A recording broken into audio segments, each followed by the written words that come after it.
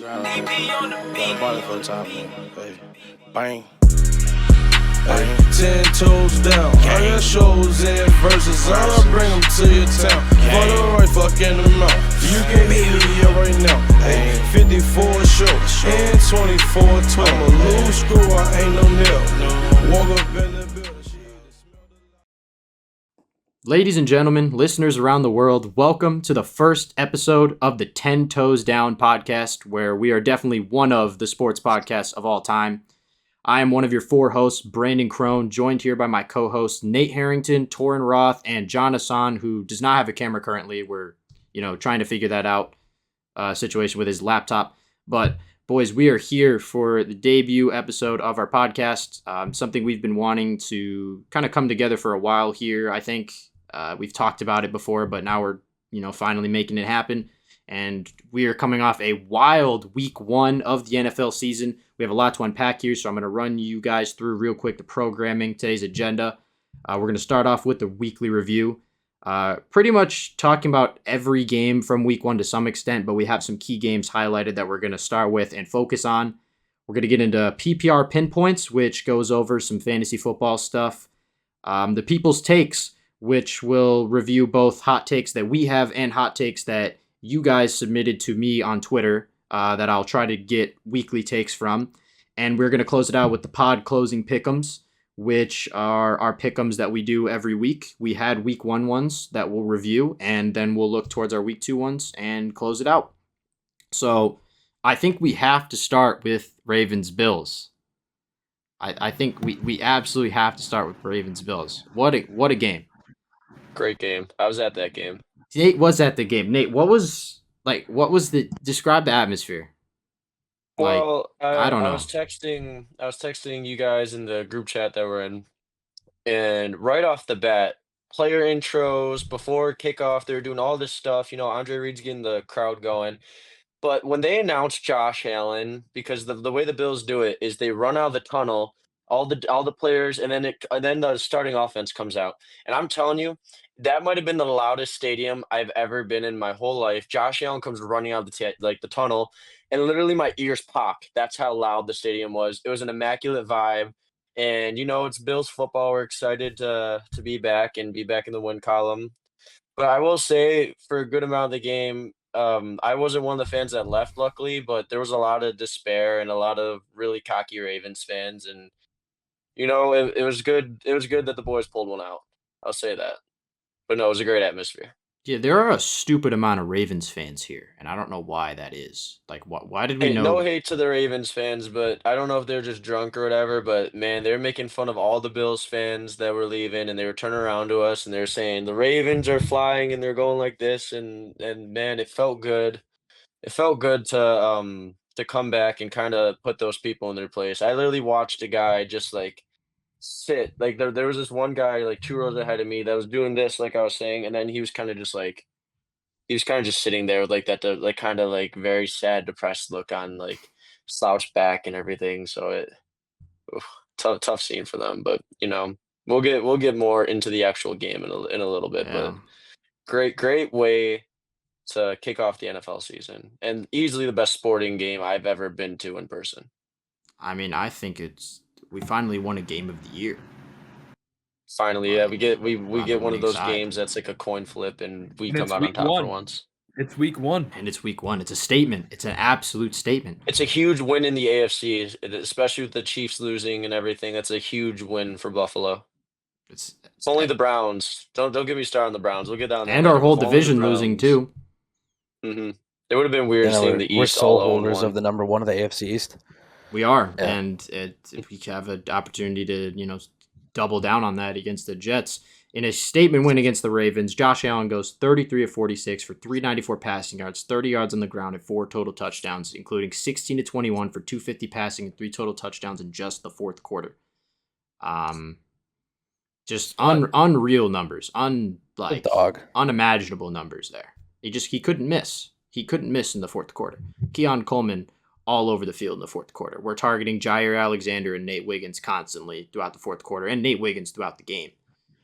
And Ed Oliver, the heart and soul, Oh, someone that needed to step up on the defense. Ed Oliver, big game, probably the game of Ed Oliver's career, more than likely at this moment. Ed finished with 6 tackles. Some websites did have him at 7 when I was looking at Twitter. I, I don't mean to try and make a joke there, but I've seen like about 6 or 7 tackles. 2 of them were hits on Lamar, 3 of them for TFLs, one of them being the big forced fumble like, on Derrick Henry at the end of the ball game, and a big sack too.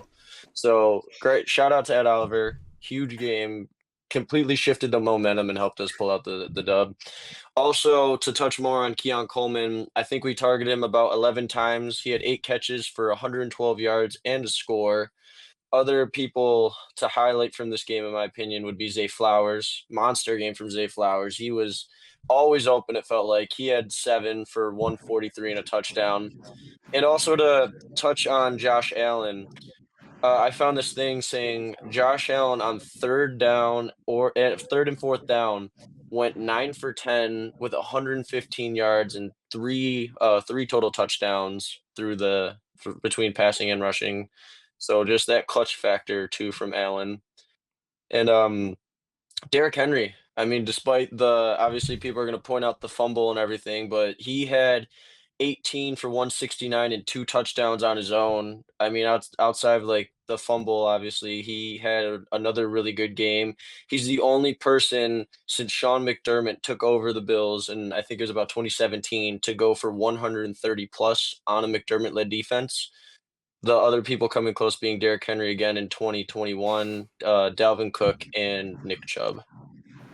Derrick Henry's just known for running over the Bills defense no matter what, whether it be on the Titans or the Well, so Lions. when it comes to the Bills defense, like they were sloppy that first half. I mean, it was complete sloppy. I mean, if we didn't have Josh Allen, the offense at the time, we would have definitely been way more out of that game when it got to halftime. By the way, Kincaid with that really clutch catch with 1 second left before half to set up a Yeah. field He had goal. a good game, That dude. that's that's great, and but that defensive line was able to get pressure a lot of the time. And they were Ed Oliver, like you were saying, Ed Oliver was getting through that Ravens offensive line, and that was definitely a career game for Ed Oliver. I mean, he played so well. And I know there were some doubts when it came to Ed Oliver about who he is as a player and throughout his whole career, but that game really made a statement, and especially forcing that fumble on Derrick Henry. I mean, you can't ask for more out of a D tackle like Ed Oliver. I mean, When he's at his peak, Ed Oliver is like a top 10 to 15 DT in the game at his best, when he's playing at his best. The problem is it's not always consistent.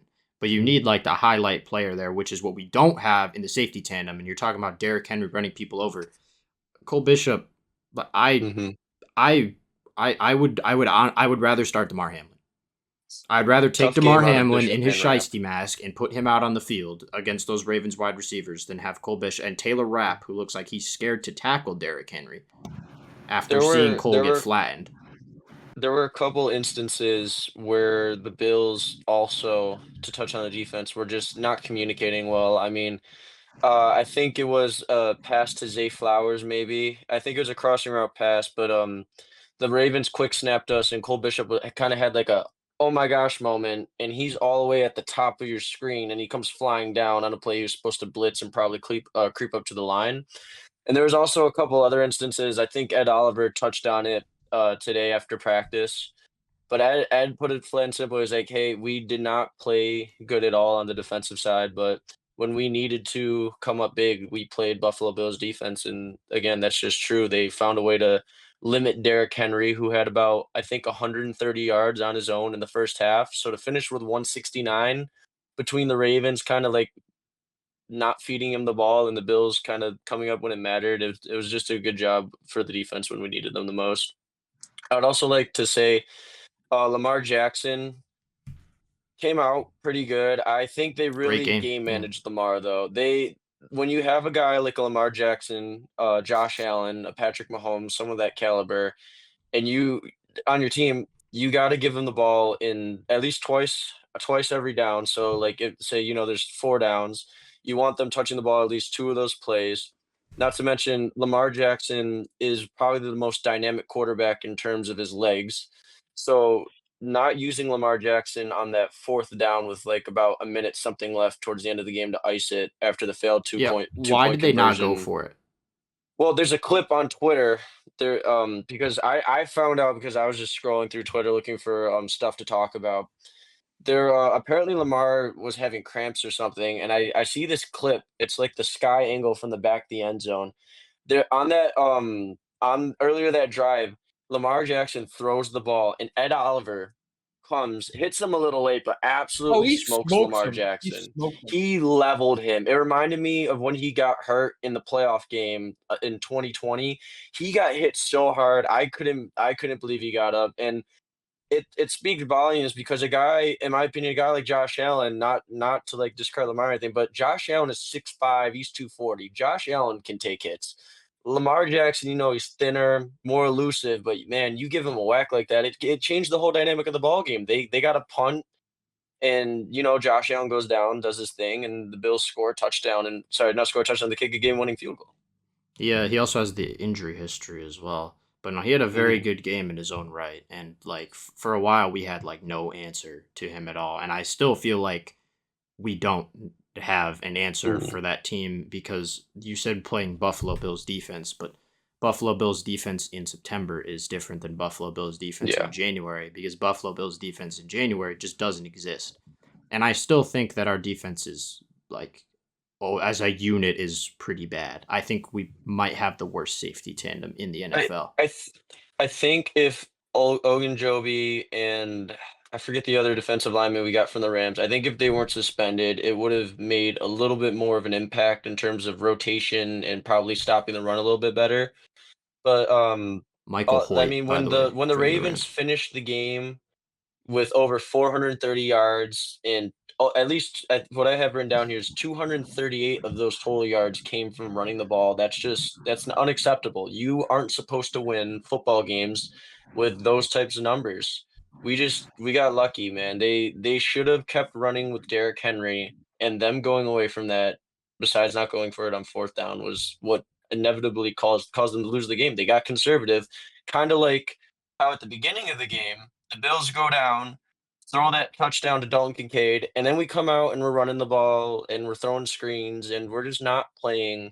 We're not playing to Josh Allen's strengths. We got to use Josh Allen as a weapon and attacking down the field to get teams to really kind of just fear our offense. I mean, we come out running all these like outside zones that aren't working or just running the ball up the middle for like a gain of two Or pass behind the yards. line of scrimmage. Like Joe Brady's play calling in the first half, like was really making me mad. Like I Mhm. was, I, I I was think we genuinely upset. tried I think we tried to lean a little bit too much into what we did in the playoffs, where we just ran straight through them and tried to like lull them to sleep. Where like it would they were more prepared this game to stop the run. They wanted with their revamped secondary and Roquan Smith in the middle to force Josh Allen to try and make plays. And I mean, obviously it didn't work when they needed that, but just coming out and running the ball and being like, "Hey, we're just gonna punt," is not it's not the way that the Bills need to play offense.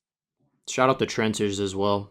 Spencer Brown, Osiris Torrance, Deion Dawkins. Offensive line played great. To my Yeah, to my knowledge, Josh Allen only got sacked one time. I one could be yeah missing one sack. something, but I don't have any pressures off the top of my head. But Pretty sure Josh the Allen, defenses had one sack apiece, if I'm not yeah, it mistaken. was it was a really good, clean game from both offensive lines. I think But I think Matabike got home once. yeah, he brought down Josh. I think in the probably the second or fourth. Hmm. We were going towards the tunnel. That's all I remember. Yeah. Torn and John, you guys have anything to add about this game before we move on to Lions Packers? I have a couple things, but Torrin hasn't really talked at all. So Torrin, what do you got? Maybe a gentlemanly Well, podcast. yeah. Thank you, John. I mean, I feel like it was a great overall win. The defense obviously has like a lot of problems, but I feel like this next game that we have coming up against the Jets, I feel like that's going to be your statement game.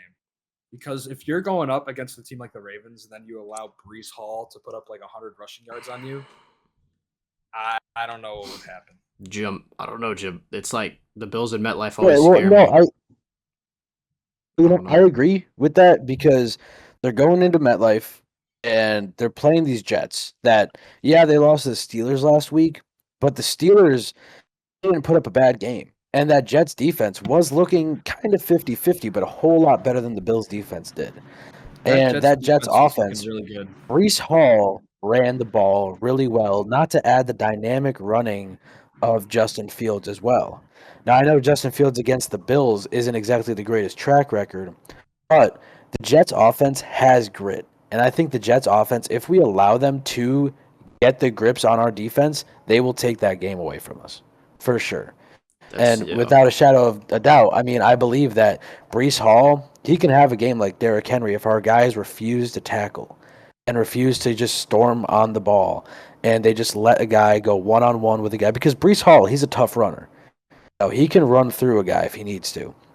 And then you also have to worry about being beat with the legs of Justin Fields, which is also what we struggled with Lamar Jackson.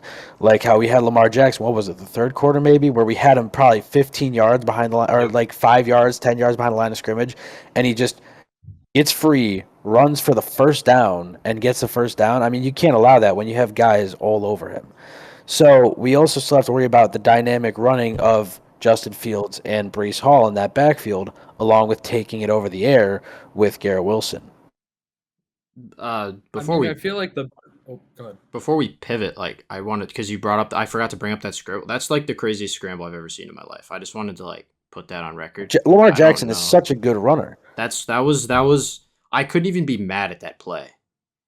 Like the fact that at the time we're like, oh, that's like the dagger for any momentum shift because it was on third down in a crucial situation in the second half. But it was like I couldn't even be mad at it. I just had to tip my cap and be like, we're witnessing like the greatest rushing QB of all time, and it's not close. Just make a like Lamar Jackson clears play. Michael Vick. Oh, easily. He easily clears Michael Vick. Here's Michael Vick. Michael Vick is a rushing QB. He's like obviously Michael Vick is a rushing QB. Like he changed the game. Like he's like one of the pioneers for like that transition for like okay, rushing QBs are becoming more common, and it's not just you just had like Steve Young and then it's like I mean Vick could sling that rock though. He could sling the rock. Vick could sling that rock. His stats don't show. He had a cannon as an arm, but I mean. Statistically, Vic sometimes is actually like, dare I say, a little overrated. But he's still obviously a great player in his own right. But Lamar clears him on both sides of the football. Lamar is the greatest running quarterback we've ever seen, probably that we'll ever see. I mean, Lamar's Michael Vick, Lamar Jackson is he's a quarterback that you don't know how to game plan for him a lot of the time because as you've seen time and time again, he will just escape whoever's trying to tackle him. If you give him the opportunity to, even if it's just the biggest guy, he could just shake right out of it and just go for 15 more yards somehow, some way. But he's not the kind of runner Josh Allen is, where he's just going to run through you.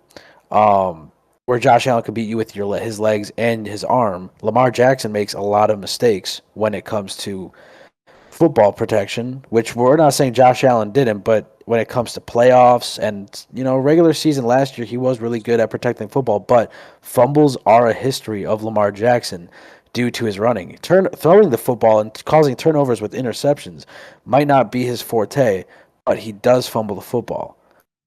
Whereas Josh Allen, he doesn't fumble it as much as he does throw picks. But even then, two great quarterbacks, two great generational talents that you won't see guys like that again for the next couple of years coming out of the draft. But Lamar Jackson, he's a quarterback that you want to start your franchise with. Yeah. I mean, he will lead your team to the promised land eventually. Maybe I see the Ravens winning a Super Bowl eventually with Lamar Jackson, but there are still the key factors in that Bills playoff game last season where he throws turnovers and he's kind of more careless with the ball when it gets to those high pressure games. He just has to, be better with the ball when it comes to being under the bright lights of the playoffs. Yeah, I agree. And honestly, like what you said with this generation of quarterbacks, like we're going to miss it. And I'm already feeling that now. The other day I had to admit to myself that I missed watching Tom Brady play football. And we're going to feel that same way when Josh Lamar, especially because these upcoming quarterbacks, especially this year, this QB class, this upcoming one, Klubnik, they suck. Like this class is bad. This class we just had outside of Cam Ward is bad. And I feel like just every year we're just seeing QB talent kind of decline. It's a problem we're seeing with the NBA draft as well, but this obviously isn't a basketball thing. But I there's gotta definitely generation. There's levels to this shit in this league, and I think we just saw two of the best put on an all-time classic. Finally, Lamar and Josh have just an all-time classic game, and it's like not just defensive stinkers or whatever it might be, but talking about the Jets earlier in Bills, I think one of our key games here was Steelers Jets. We could just pivot to that now because I think did we all catch that game? I was watching it. I was flipping between that and I was Lost. dialed I into caught a that bit of game. it. It was a Yeah, great I caught game. a I was bit of at it. work all day, but I watched Yeah, highlights. I watched that entire game from start to end. That was a football game and a half, dude. Felt like I mean, Aaron 2015. Rodgers. Aaron Rodgers. I mean, I had doubts about Aaron Rodgers. I mean, come on, the guy stunk. Tore his Achilles his first year with the Jets.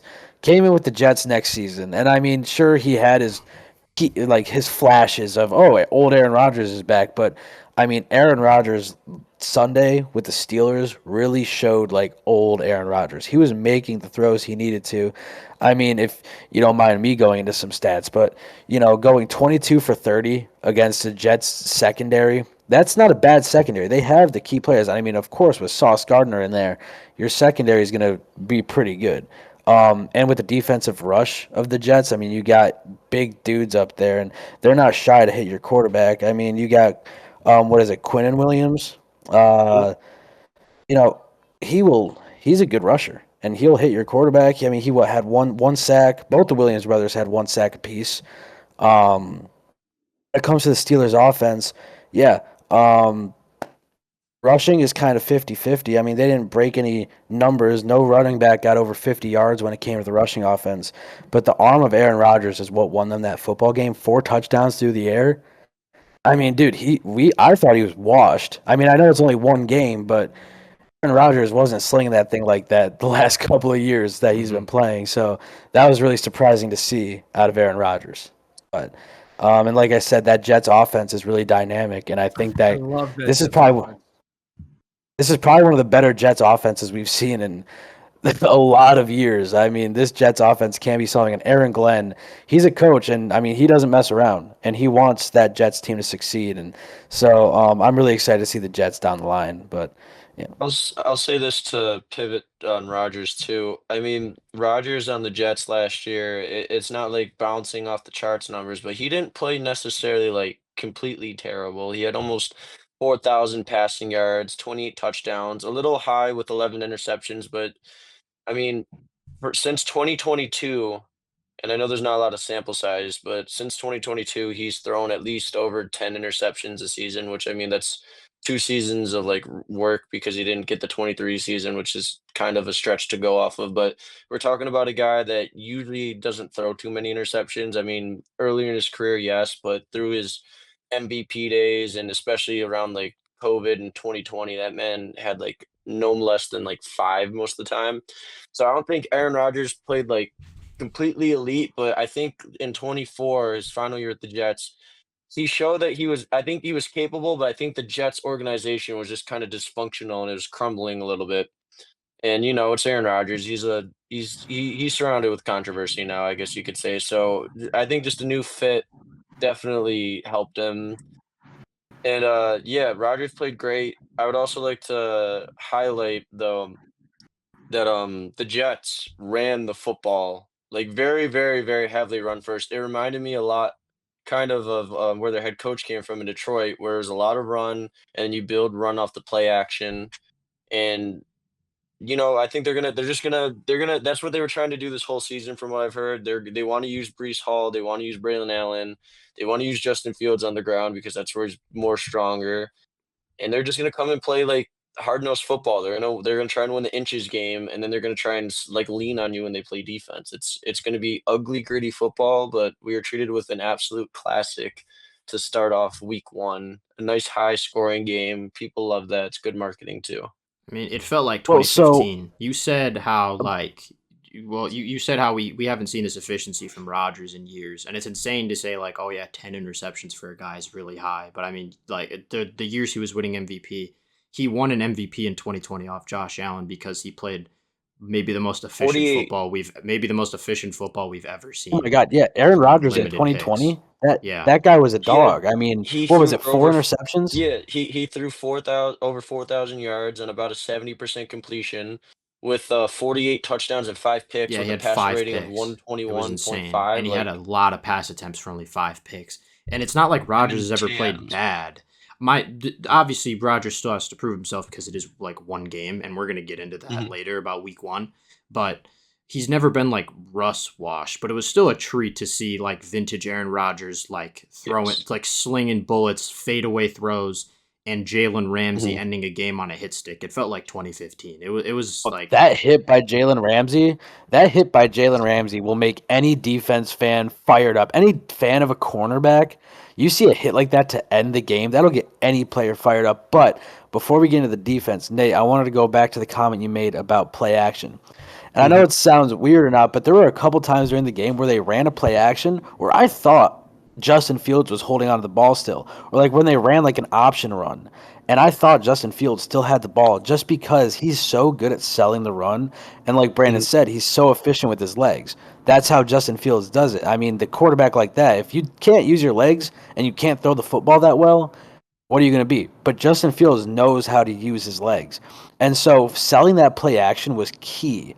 And again, Bills defense next week, I know we're talking about next week later on, but Bills defense, can they hold on to focusing on the play action and not getting faked out as easily as, well, I mean, I'm not an NFL defensive player, but I got faked out pretty good a couple of times watching that Jets Mhm. offense.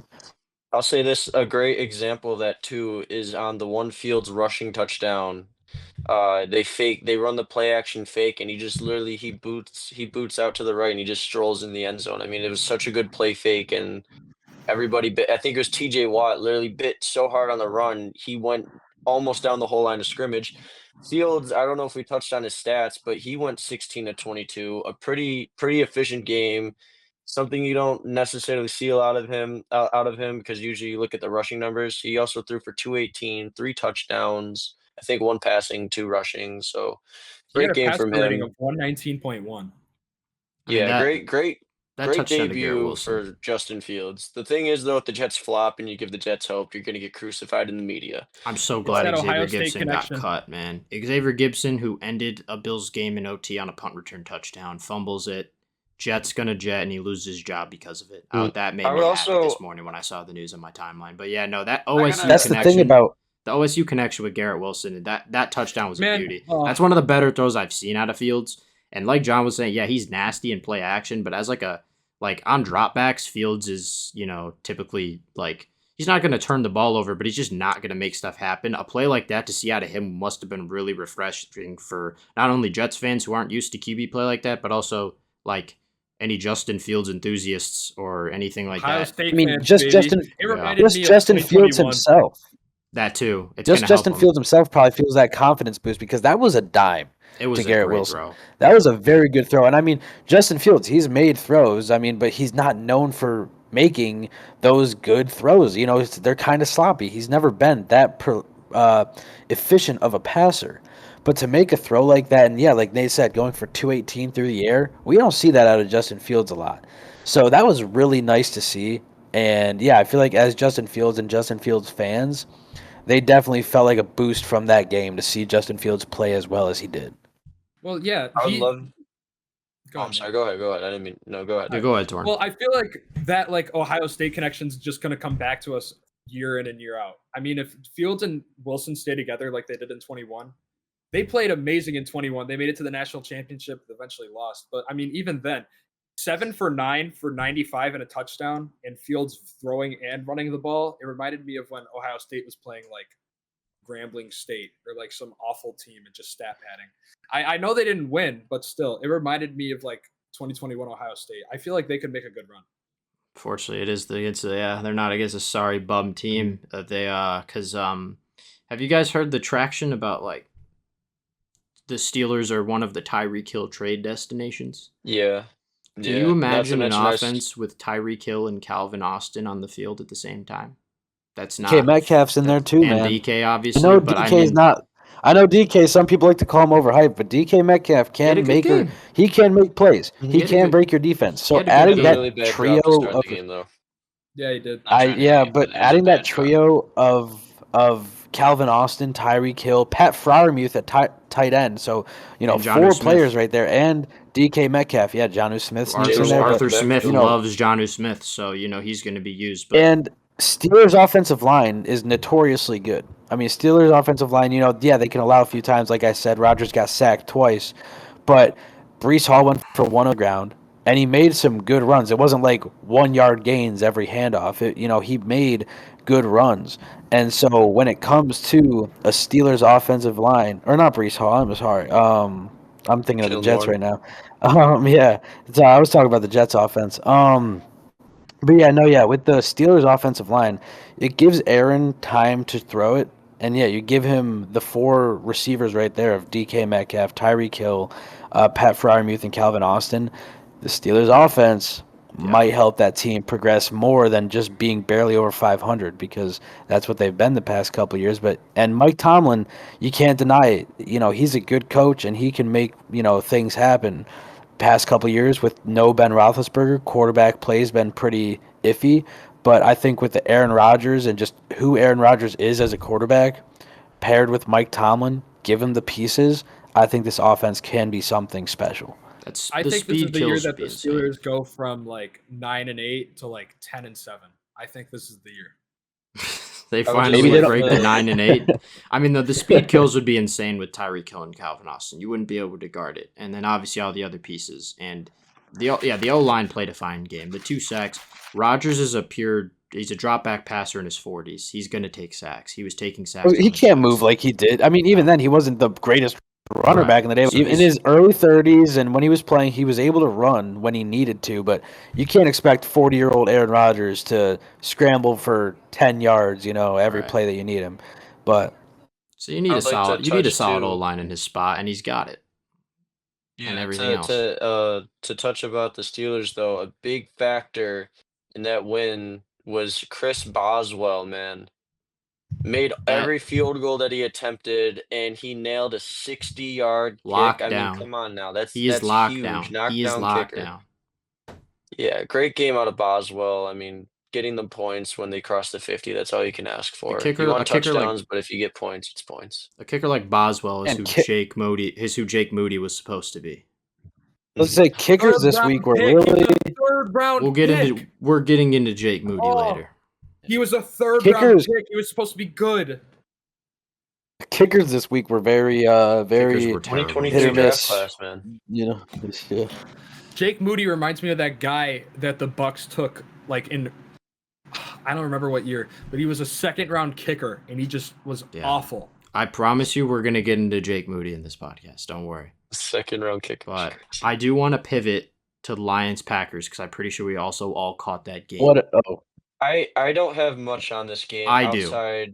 Outside of the Packers Me too. defense completely going off and shutting down anything the Lions do. So I'll probably be a little quiet this segment. If I need to, I'll touch in on something, but I'll just let you guys talk I because want to have the I floor was here for a tailgating second. during this game. Yeah, I want to. Yeah, go I ahead. want to have the floor here for the second because I got this entire game and I paid very close attention to this game because I am not very high on the Lions this year. I have like a 10-7 season with them, and this showed exactly what I thought. You have Jared Goff, who is obviously like he's a game manager that needs a great system around him. And the system got much worse than it got better. You lost both the coordinators, and you could see the lack of creativity in the offense. And of course, he lost pieces on the offensive line.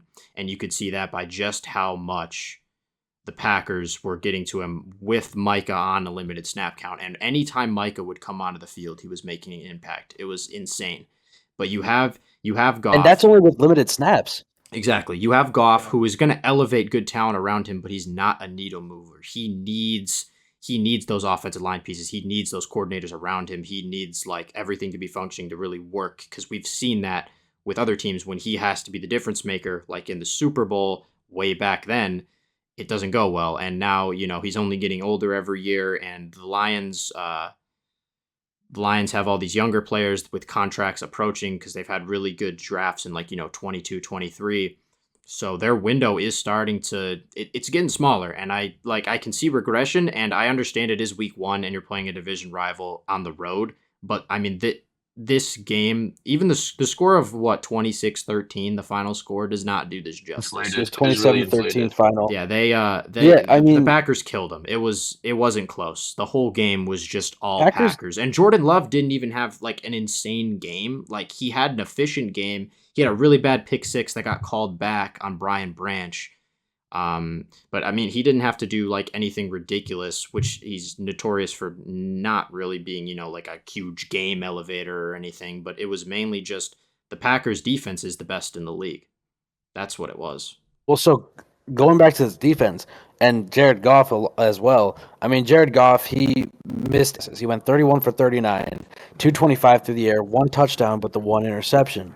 So Jared Goff, he is a quarterback that can win you football games. Like you said, he needs the players around him in order for him to succeed. He can't just pull magic out of thin air. But again, he is an efficient passer. I mean, we know that. I mean, he had a perfect passer rating last season where he completed 18 of 18 passes last year. So, if he has to throw the football, he can make the passes, but sometimes it is really sloppy. And like you said, losing key offensive linemen, that'll really mess up a quarterback's play. But not only just the quarterback's play, that Packers defense shut down the run game.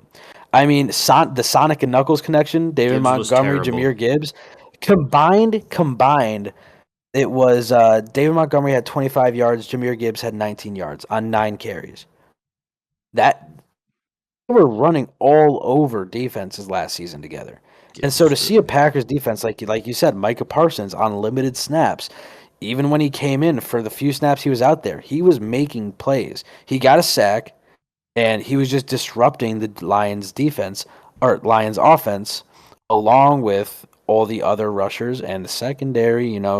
They were shutting down a few of Jared Goff's guys. But yeah, the run game just couldn't get going.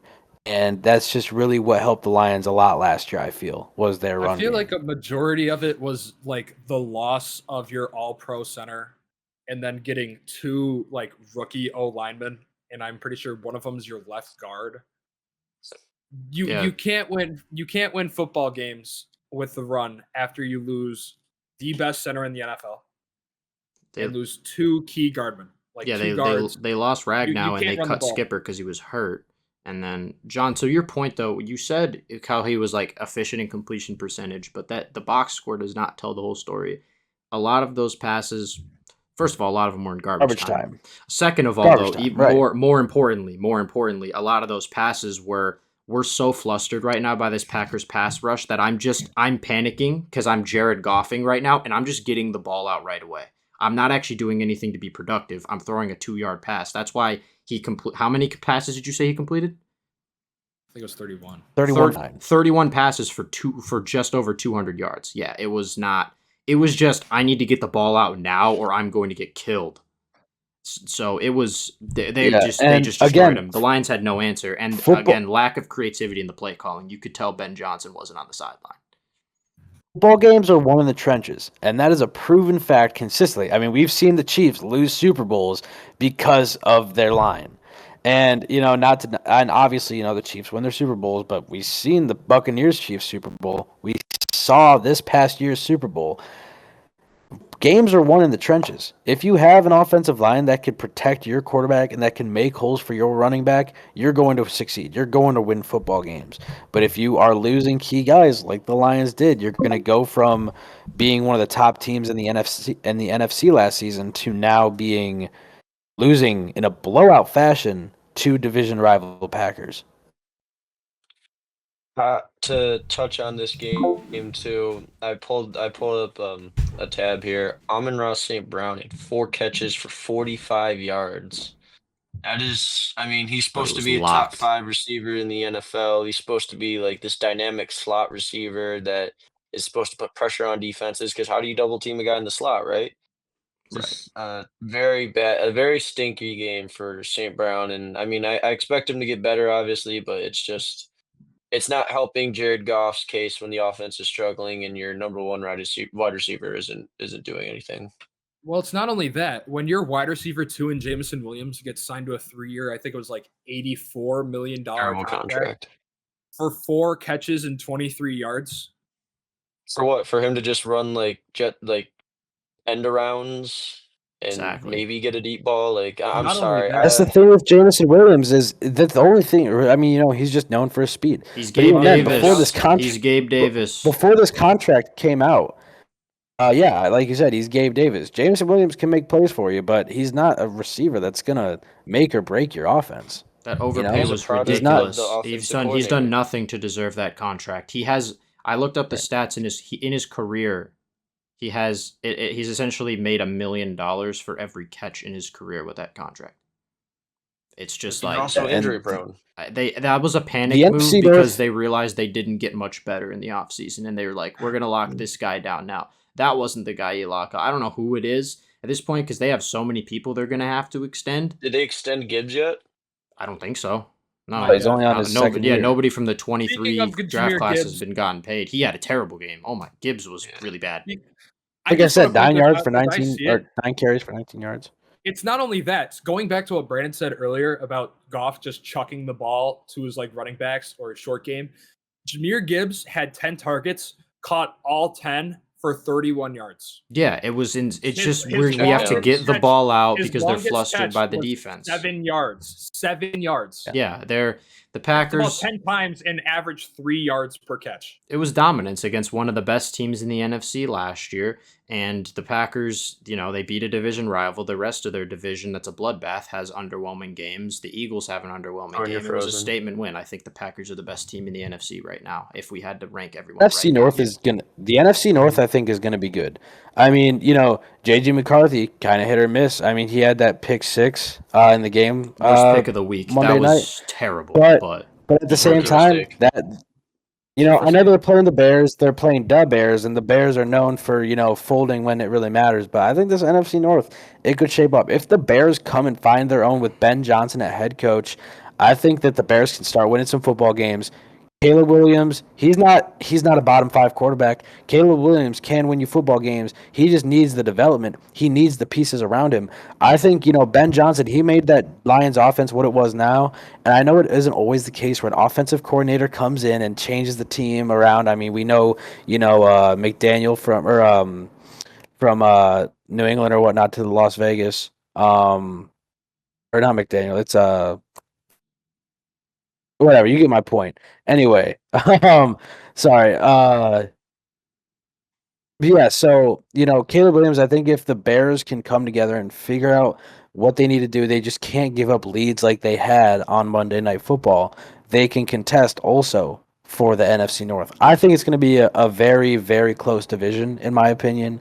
Because the Lions, it was week 1. It's still the Lions. It's still Jahmyr Gibbs. It's still David Montgomery. It's still Dan Campbell. It's still Amon-Ra St. Brown, Sam Laporta. That defense, Aiden Hutchinson's back. So I'm not counting them out yet. It's just week 1. So I'm thinking the NFC North is probably going to be the most tough division to win. I still think the Packers win it though. I had the Vikings, and down the stretch I could still maybe, but I don't know, man. The Packers looked like unbelievable. Packers look They unstoppable. moved. They were the main From team. week 1, The I mean, the outside of, Packers the look like the clear Chargers- favorite. Outside of the Chargers, the Packers are the biggest team that moved me this week. And then like you said with the Bears, Yeah. because I mean we might as well just kind of we've been on this segment about 40 minutes, so we should probably run through the rest of the games here real quick. For the Bears, you say Caleb he's capable and he has the pieces. You have Ben How Johnson do you sell now. that again? You have DJ Moore How? and you have DJ Moore, Rome Odunze, Luther Burden. You have tight end duo, Colston Loveland and Cole Kmet. That's a good duo. Your offensive line's developing. You have DeAndre Swift, who I watched have an angry run where he ran through a guy for 6 straight yards and just carried him to the first down mark. Yeah. DeAndre Swift's not a bum. He's inconsistent as hell, but he's not bad at it. Caleb Williams has a better system than a lot of other QBs do on paper. So I'm thinking, the So he's Bears, very I think capable. once it he gets doesn't have excuses once this it year. get we're past week 1, we're going into week 2, and once we get closer to mid-season, I think this might be a hot take, it might be a bold prediction, but I think I see the Bears starting to get some wins. They can I make think the they're going to start playoffs. getting some wins. I think Ben Johnson, he's a good coach. This is his first year as head coach of the Bears. But I'm thinking with all the things that are going on around them, they have Caleb Williams now. I think with what they have come the next couple of weeks, you're going to see development of this Bears offense, this Bears defense, just this whole Bears team. And I think they can make a run for maybe 2 or 3 in the NFC North. Yeah, Well, look at what Ben Johnson did with the Lions for the past however many years. He transformed that offense into like something special. And now you've got Caleb Williams, you've got DeAndre Swift, you've got Roma Dunze, you've got DJ Moore, you've got a bunch of guys on that roster that you can make like a winning team out of. But it's just Chicago, and they're not used to winning. I have the Bears are a fringe playoff team this year. I have a couple of things that I would like to say about the Chicago Bears. Actually, Speaking of Tua, hold up. Yeah, because hold up, we hold up. do I got have to. some We stuff. gotta. You do have to we go gotta into the get next- into the I'll run rest of the through. I'll run games. through it really quickly. Okay. So for the Bears to start off with Ben Johnson, right? Is it Ben Johnson? I'm not blanking, right? Ben I'm not- Johnson. Yeah. Okay, Ben Johnson needs to understand that this isn't the Detroit Lions, right? You have DeAndre Swift at running back, and he's not Jahmyr Gibbs. You don't have a crazy power back, so trying to run play action like he did with Caleb Williams is not going to work. Because if you were watching the game, I watched a good amount of it. I tuned out a little bit, and I came back to the fourth quarter. But for what I was seeing is when Ben Johnson was running the play action in the first half with Caleb Williams, the linebackers just weren't biting because they're not scared of DeAndre Swift because it's not Sonic and Knuckles. If they want to have that type of offense, you either got to get the personnel you want or make a trade, get a heavier setback to try and combo Swift with. To add more onto the Bears, right? DJ Moore. I think DJ Moore is on a huge hot seat for me because listen, the Panthers and Bears made this trade that ended up being the Bryce Young trade. And the Bears got DJ Moore and 4 draft picks from the Panthers in exchange for the number 1 pick. DJ Moore has not played like a wide receiver 1 at all. No. I think DJ Moore is one of the more overrated wide receivers in the league, and he just is consistently hurt. It sucks to say it, but he'll have a flash in a pan moment, but otherwise he's consistently mid or injured. I'm not a fan of DJ Moore. I hope he proves me otherwise and can step up to be the wide receiver 1. But I mean, Roma Dunze, It's Rome's I know job. he only had he had only Sooner rather than 37 later. yards. Yeah, Odunze had 37 yards, but he had 6 catches, the most on the Bears. He also had a touchdown. Like, Down the end zone. Yeah. yeah, you also got Luther Burden coming in. You got Komet and you got Colston Loveland. So No, it's Moore's just got to step it up as the wide receiver 1. And finally, to touch on JJ McCarthy's pick, the guy that actually picked him, right? There's a funny story behind him. His name's Nashawn Wright. He's a cornerback on the Bears. He was actually a Viking, and he was on the Vikings practice squad, I believe, last year. And he was consistently getting reps in against Justin Jefferson. And I don't know what advice Jettas gave him, man, but man, he held Justin Jefferson. I would say I don't think he was covering him on the touchdown he caught across the middle, but he had Justin Jefferson in Alcatraz when he was covering him. 4 receptions, 44 yards. He had a touchdown on the pick 6 from McCarthy. Just a great. I just wanted to give him his flowers. Great game from an unproven cornerback in this league who was filling in for Jalen Johnson. Pretty big shoes on that Bears defense. So shout out to him. He played great. That pick was terrible. It was like his throwing It was form. an awful His throw. throwing form It pisses reminded me me of off. that Kirk Cousins throw. He puts.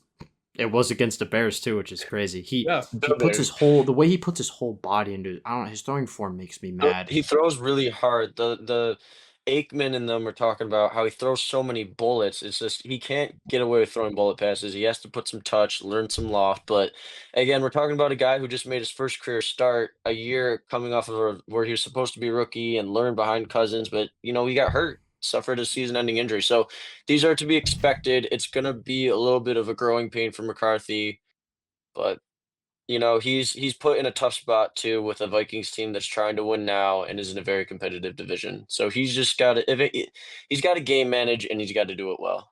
Throw of the night That's all I have was to say. throw of the night was Caleb in the first quarter on the move, rolling right. That thing was a bullet, Dunze? and that was That was the insane roll, because yeah. the Bears' first drive of the game just looked so good. and then the rest of the Caleb was 10 for time, 10 at one point, I think. and then the rest of the game they just did that. And His first Caleb is quarter notorious for was strong great. starts, and then well, I guess the Bears are notorious for that. So hopefully they change their mind, and they have to playing to their potential this year would be close to, if not Be a making good the a step in wild the right card. direction for the Chicago Bears and their fan Yeah. base.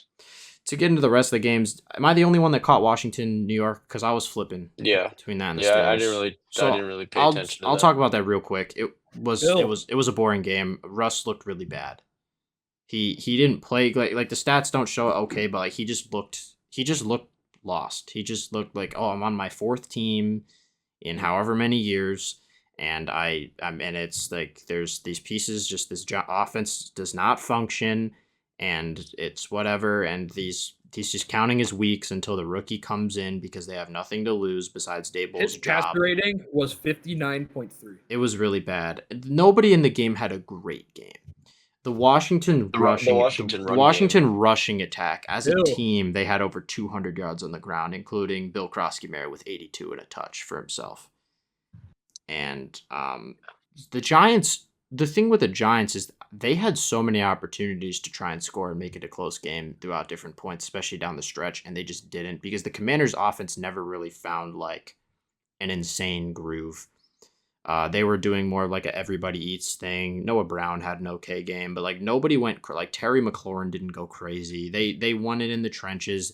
The Washington defense surprised me. The pass rush was getting home. The secondary was playing okay, and that was the question mark for Washington this year. Is their defense it's aging on the pass rush spots, and their secondary is just not good. And because we have to see if Marshawn Lattimore is still an elite corner, and everyone else around him is like, who? I mean, I like Mikey Sandstro a lot, but he's a physical guy. But in my Yeah. opinion, they're playing him a lot on the boundary.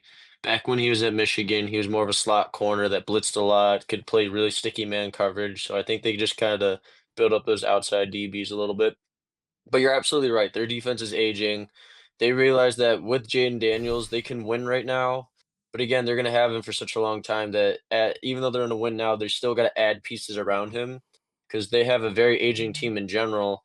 But with their defense, with all these veterans and aged talents, having a coach like Dan Quinn is huge because these guys will understand it. They'll pick up what he's laying down super quick, and Bobby Wagner in the middle leading the defense. It's just it's gonna flow really quick, opposed to having a bunch of young guys that got to learn all this new NFL stuff that isn't the same as like college or all that.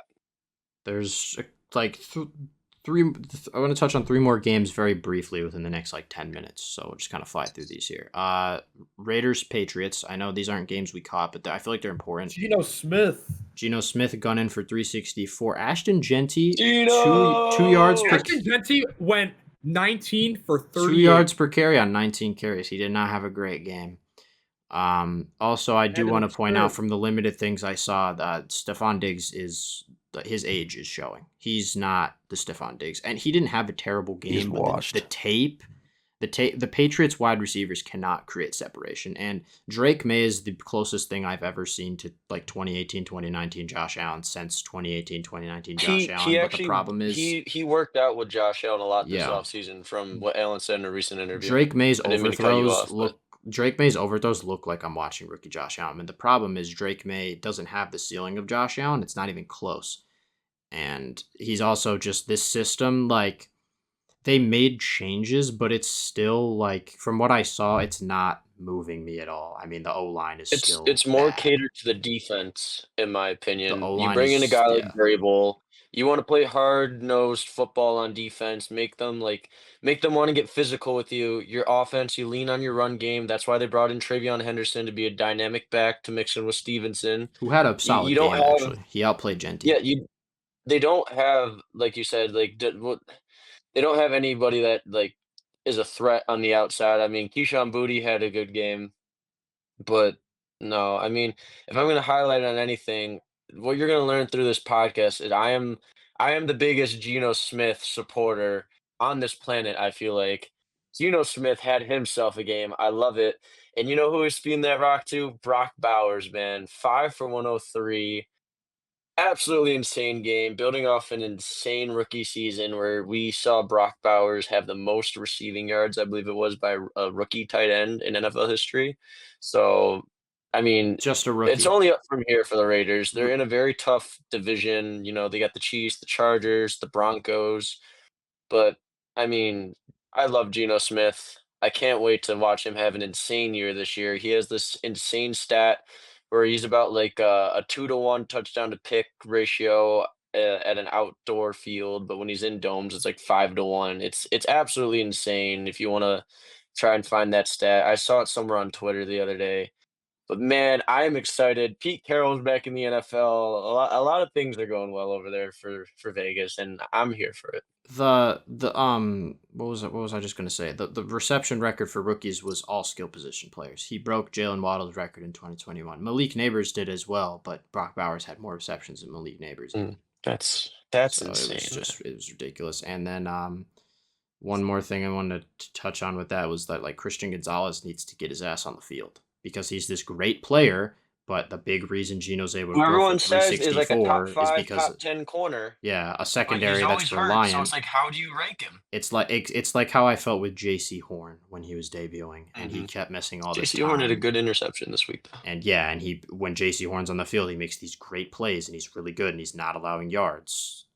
It took him a minute to kind of settle into being that corner, though. I mean, he showed flashes, but between injuries and a couple of feeling outs, through the early on in his career with the Panthers. Doesn't help he was in a draft class with Pat Surtain too, who allowed 0 yards this week, by the way. I just want to. Yeah, Pat Surtain had himself a ball game. So did the whole Denver defense, making Cam Ward's life an absolute nightmare. And I want to. I don't want to beat a dead horse here, but Miami Dolphins. How many weeks? How many weeks do you guys give? The horse. 6 or 7 more weeks, and then McDaniels is gone. How many weeks? No, how many weeks do you guys give McDaniel? They said if the Dolphins, I think it was by like week 7, if the Dolphins don't have like a winning record or something, McDaniels is probably gone. They're probably gonna clean front house in the front office too. Like they haven't drafted good.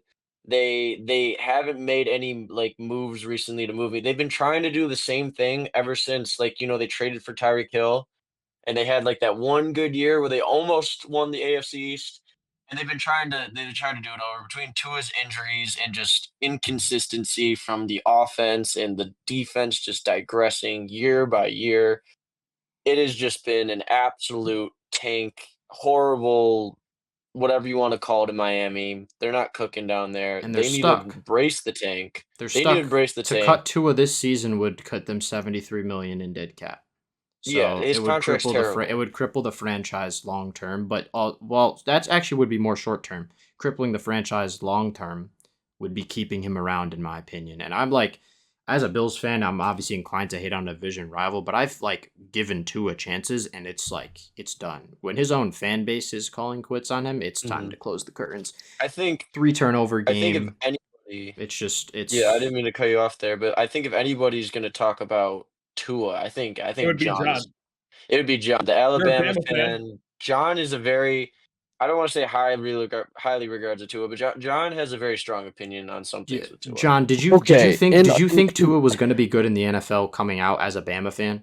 Like, all right, hold on. Tua Tagovailoa, before he started having his brain scrambled, he was a very efficient passer. All right, I don't care what anybody says. I was happy with Tua's play. Then his brain started to get scrambled. He should have retired 2 years ago, but decided to continue playing football. And well, now we see where we're at. Honestly, Tua is the best Alabama quarterback to come out of Bama in the last, I don't know how many years. So really, there's not a high ceiling. I mean, I think our greatest NFL or the best Bama quarterback to come to the NFL was fucking Joe Namath, and he sold his soul to get a Super Bowl ring back in Super Bowl 3. Joe Namath is the most overrated player in NFL history.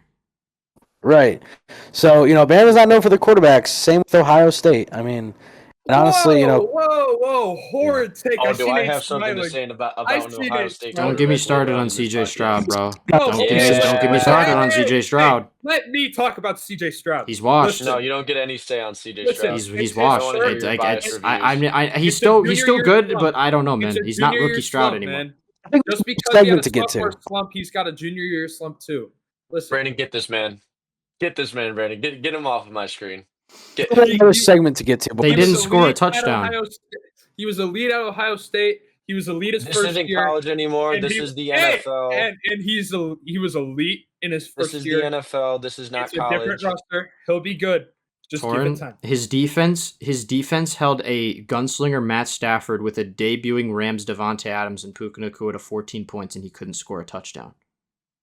Listen, man. Sometimes His you win and offensive line is sometimes you Swiss lose. cheese. But I'm not His using that as offensive an line is excuse. really bad. I'm not and using that as an excuse. trading CJ Stroud trading does- Tunsil he is while very you mobile. lost multiple pieces on the line is definitely a choice. Look at When at your Josh RB1 is Allen's out and arguably they don't best know season. when Mixon's going to play this year, by the way.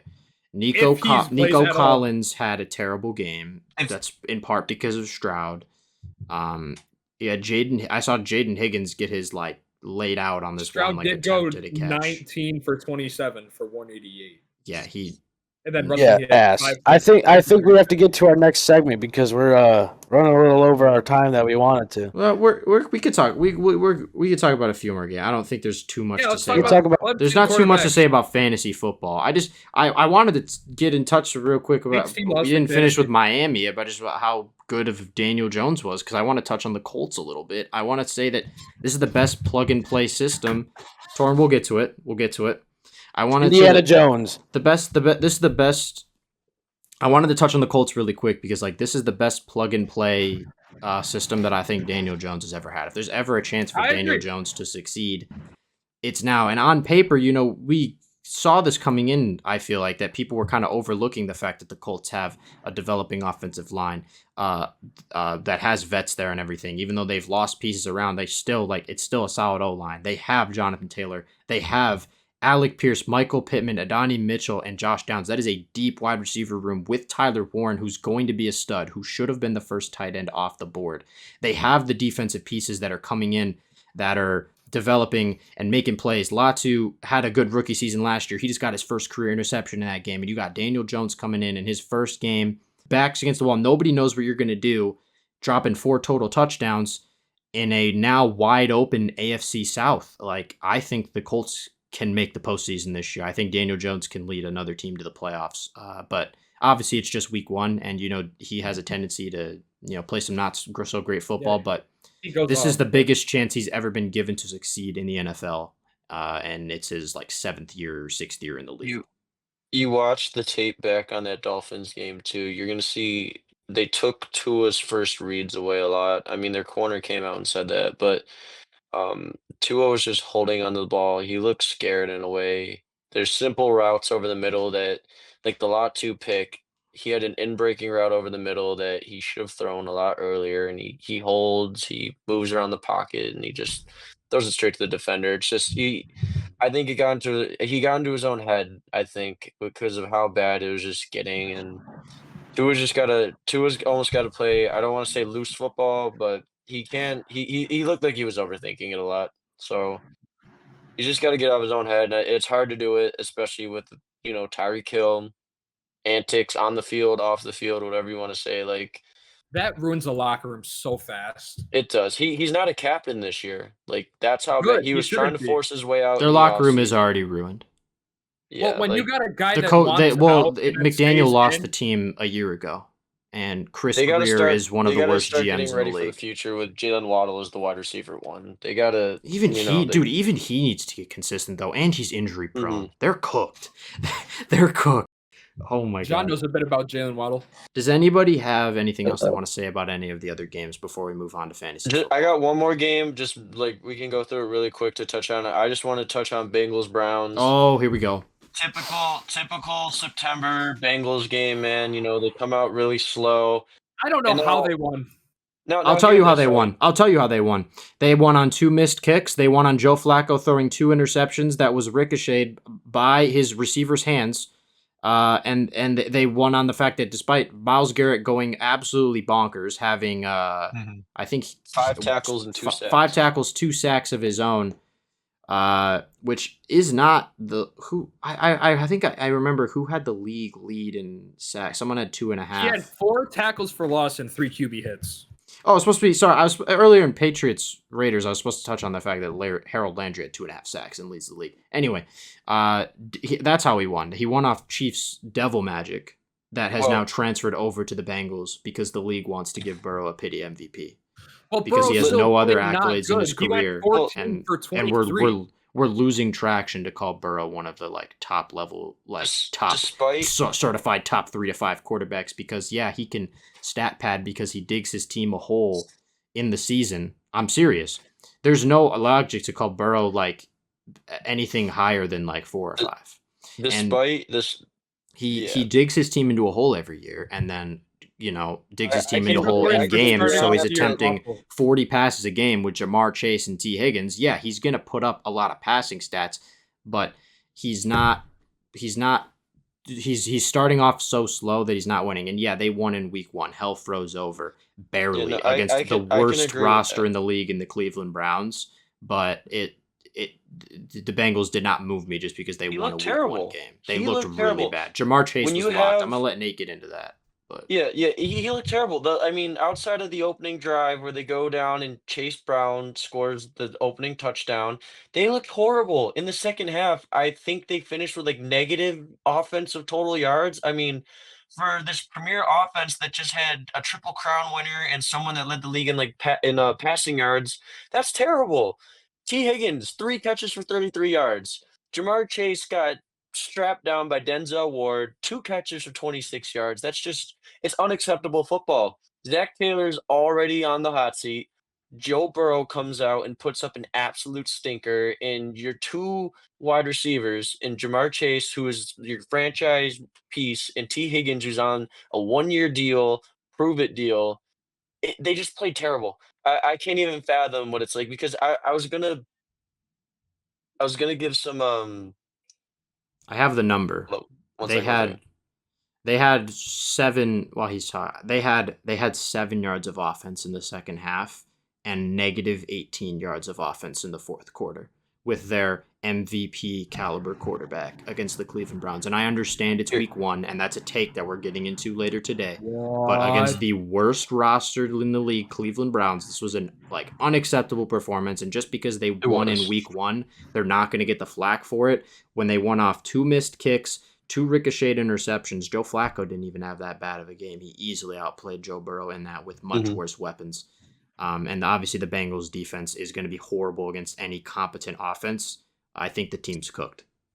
All right, so we have nothing else to say really about any of these games. Moving on here to a segment called PPR Pinpoints. We are just super basic rundown on the fantasy week. This will probably be the shortest length we do here on this podcast. Um, anything relevant to fantasy standouts, waiver wire players, relevant injuries. Nate, I figured this is a segment that you're kind of taking the lead Yeah. on. So, I mean, as a guy that's 0-1, I feel like it's right for him to take the lead.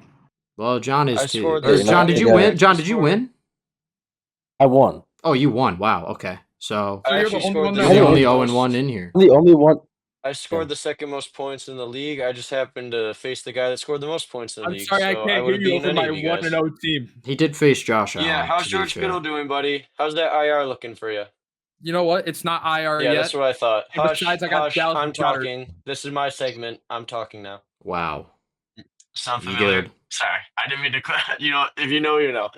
But okay. So I just got a couple of guys here for PPR pinpoints. My standouts from week 1. Some of these guys, most of these guys actually you probably expect on here, but I got Josh Allen because Josh Allen finished with a whopping 38.76 points in fantasy. Is the reason why I lost this week. Behind him, I got Emeka Buka, rookie wide receiver on the Bucks. No Chris Godwin. He figured he's going to get a lot of bulk, but the Bucks kind of came out a little bit slow. It was a bit of a slugfest with the Falcons, but he had 2 touchdowns in the big game winning one. He finished with 23.6. Like I mentioned earlier, Zay Flowers is absolutely cooking the Bills. He finished with 28.1 fantasy points. And I know he could be a little bit of a guy that you might swap in and out at flex a lot. And I would just say honestly keep him in until he fumbles, until he has a bad game. I would say kind of like the surprise for this week, I got Javonte Williams, running back On of the my Dallas bench. Cowboys. Yep, he I had a still won, great. He but had himself a great game. He had 20.4 fantasy points this week. And to round out, I got two defenses. I got the Broncos defense at 16 points. A lot of sacks, forced turnovers. Pat Surtain didn't allow a single completion this week. And then I got the Packers defense, who I also played, finished with 11 points. I mean, they made the Lions' life miserable. Gave up a garbage time touchdown. Otherwise, they'd have more. To add on to this, I also have a couple of waiver wire pickups that you should be trying to get if they're in your waiver wire for your league. I got three here. I got a Michael Penix Jr. He's rostered in about 20% of leagues, and he finished just a little bit over 24 points. I think as the season progresses, you're going to see Michael Penix hit this number a lot more. I mean, he showed a rushing aspect that I did not know he had in his bag. So, yeah, go pick up Michael Penix if you have a little bit of quarterback controversy or just need someone for when you have a bye week. Coming up next, I got an interesting one. I got Juju Smith-Schuster. He is rostered 1% of fantasy league, and he finished a little bit over 10 points this week. The big injury to Xavier Worthy early on in the game, it opened up a lot of holes on this Chiefs offense, and for some reason, Travis Kelce is still, well, kind of washed. Outside the touchdown he got, he had one reception for 11 yards. So most of the bulk went to Smith Schuster and Hollywood Brown. And I'm assuming in your league, Hollywood Brown is probably taken. If not, he's probably rostered way more than Smith Schuster. So if Juju's on your waiver wire, definitely go give him a pickup if you need to throw someone in at your flex. Another guy for the flex that you could pick up is Quinn Johnston. He's rostered in about 4% of fantasy leagues, and he finished with 24.9 points. The thing I like to think of with Johnston is he's probably not going to get bulk catches, but he gets big plays and he gets touchdowns. So if you kind of need a risky flex guy that you want to take a chance on, go and get yourself a Quinn Johnston. I would also say if for some reason he wasn't drafted, grab Keenan Allen. I mean, a lot of these Chargers wide receivers are going to get their fair share of targets because there's no true wide receiver one on that team. As good as Led McConkey is, people probably I think it's going to be more of a share the love type of deal. Run the ball a lot, work play action. You know, Herbert's going to find his guy. And that honestly, that's all I got for this week. So until next week, just stay tuned, and I hope you guys do well with your fantasy week. I was gonna say if you didn't have Quinn Johnson, I was gonna shout him out because that was my waiver pick this week. I don't want to overreact too much on him because I vaguely remember last week he had a strong start and then his hands kind of despawned again. But yeah, the Chargers. That's why I say risky flex, but yeah, touchdown upside is big. I know we didn't talk about him, but the Chargers offense like really moved me. I think I said outside of the Packers, like the Chargers are one of the teams that moved me the most.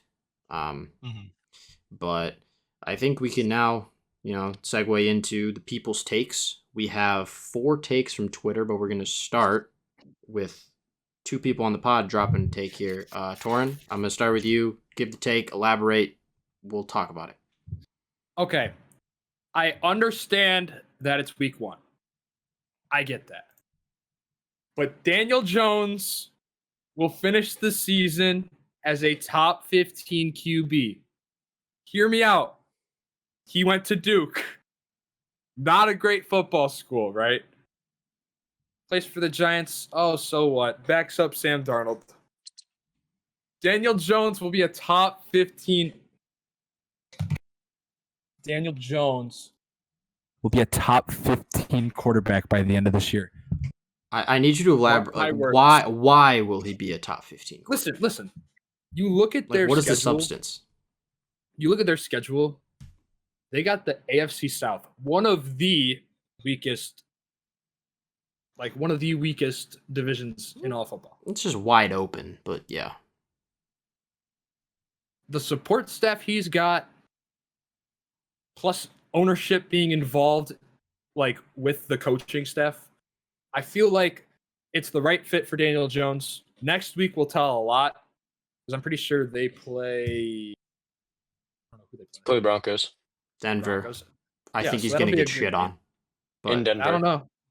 Oh, sorry, no, they're hosting Denver. We'll see. I don't. With his career track record, if he plays good, I think he might. This might be his get back. Look at Sam Darnold. With his and Sam. Look at Sam Darnold. And he just had that's a bad example because he just had a really bad game. And Well, he I had don't- he, I he don't had know he had this he one. had his he had his stretch of stinkers Guard last last year, year. including in the playoffs. I don't I think get with that, but, like- Daniel Jones's track record, I don't think one season is enough to like justify him as a top 15 quarterback, even if the team does well. Just because it's like how much got- of this can you really bank on his success compared to just the team? But I never say no. I wouldn't say this is like a rage bait take. Like it Yeah. definitely has some substance. I could see it. A Well- lot of well, QB listen, play is right. gonna be really bad this year. I mean, week one, like there wasn't a lot of elite QB play, and there's a lot of sketchy quarterbacks in the league right now. So I don't hate it. I don't hate the take. He's clearly got the pieces and kind of a scheme around him where he doesn't have to do much. He's just got to get the ball out. But I don't know if I would exactly say the Colts schedule is easy. I mean, you got Broncos coming up. Then you got obviously their division games are going to be I think their division games are going to be a coin flip. It's a very open division, and with division games, you never know what can happen. But then you got teams like the Rams, the Raiders, Chargers, Steelers, Falcons, Chiefs, a division game against the Texans, end the year with the Yeah. 49ers and Seahawks. I If mean, they it's play not the- a cakewalk of a schedule. If they play the AFC and the NFC West, that's not an easy schedule for Indianapolis. Just their division is wide open, but that doesn't make it easy because that division games are always like split. A lot of We're teams also upset not a lot of teams factoring in that in division. injuries and any external stuff that could happen Yeah. that will happen because it's football and a season, you're not going to be perfectly healthy. So I don't mind the take, but I think we're overreacting a little bit to week one. I know I said I didn't have one, but I wouldn't I don't know if this is necessarily a hot take, but I kind of just want to throw this out there. I have a document in front of me of 10 quarterbacks. And I don't know if this is on most people's list, but I think CJ Stroud is going to finish outside the top 10 NFL quarterbacks this year. That's I not don't ridiculous. He's already I not in don't my top 10.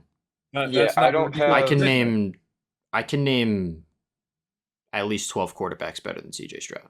yeah, Do it right I now. don't have a lot of faith in Stroud, in and no it's in kind no of particular upsetting. order. Yeah, not no particular order, but I got, Allen, Lamar, Mahomes, Burrow, Herbert, Daniels, Dak, Baker, Geno, Stafford, just to name 10 right there. But I'm just saying, like, I don't want to put it all on Can Stroud, you but say that can you say that list again, please? Allen, Lamar, Mahomes, Burrow, Herbert, Daniels, Prescott, Mayfield, Geno Smith, Matthew Stafford. I see what he missed out. Yo, Brandon. This is you're insane, gonna you guys. rage bait. Jalen Hurts is top 5. No, he's Oh, sorry. not. Well, no, I said I didn't mean to, like, I just wrote down 10 quarterbacks Guys. names. I didn't mean to leave. I didn't mean to leave. Don't Jalen use Hurts numbers- is not a top 5 quarterback in the Hold up, NFL. hold up, I let's swear Jalen to start Hurts God. is God. top 5. It's Hold up, not my hold up, hold take, up. but Jalen Hurts is top 5. Hold on, I didn't mean He's to. not top I 5. I didn't mean to leave Hurts off the list. I actually just realized I didn't. But, like, again, those are like 10 people right there. I would take over Stroud. Stroud's already outside like the top 12 for me, but Stroud's Jalen Hurts a good.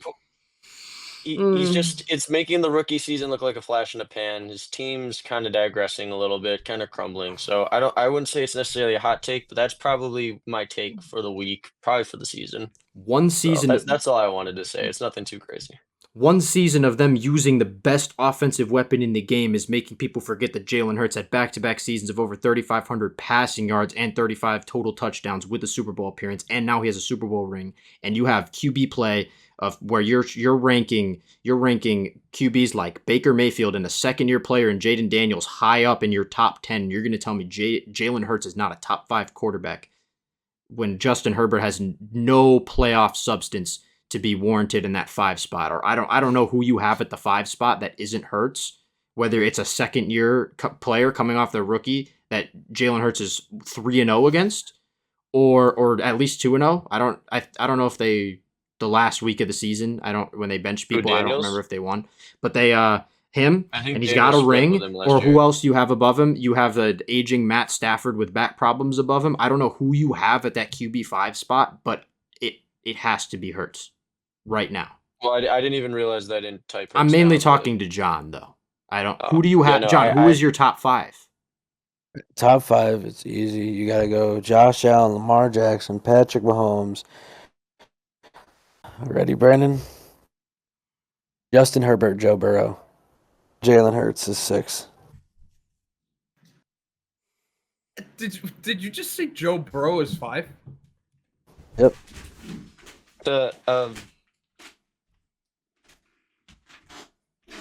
What? I think his reaction says it. What? No, I'm just rage baiting, Brandon. Didn't I say in Shannon, the get group him! chat the other day? Bro's having a little fun. Shannon, get him! Didn't I say in the group chat the other day? I was like, Okay, I know you're rage They were baiting. top 30. I'm just gonna get to my take. Herbert's I'm just gonna better get to than- my take. Herbert's higher than Hurts, by the way. Herbert is higher than Hurts. I'll put Hurts at 5. I can put Hurts Herbert's at 5. Herbert's still Herbert's better than playoff Hurts. stinker, his playoff I don't give a stinker, shit and his about playoff playoffs. I don't choke, his give a shit about resume in the playoffs. clutch. I don't give a shit about playoffs. If we're looking at this past week that we just witnessed, Justin Herbert is top 4.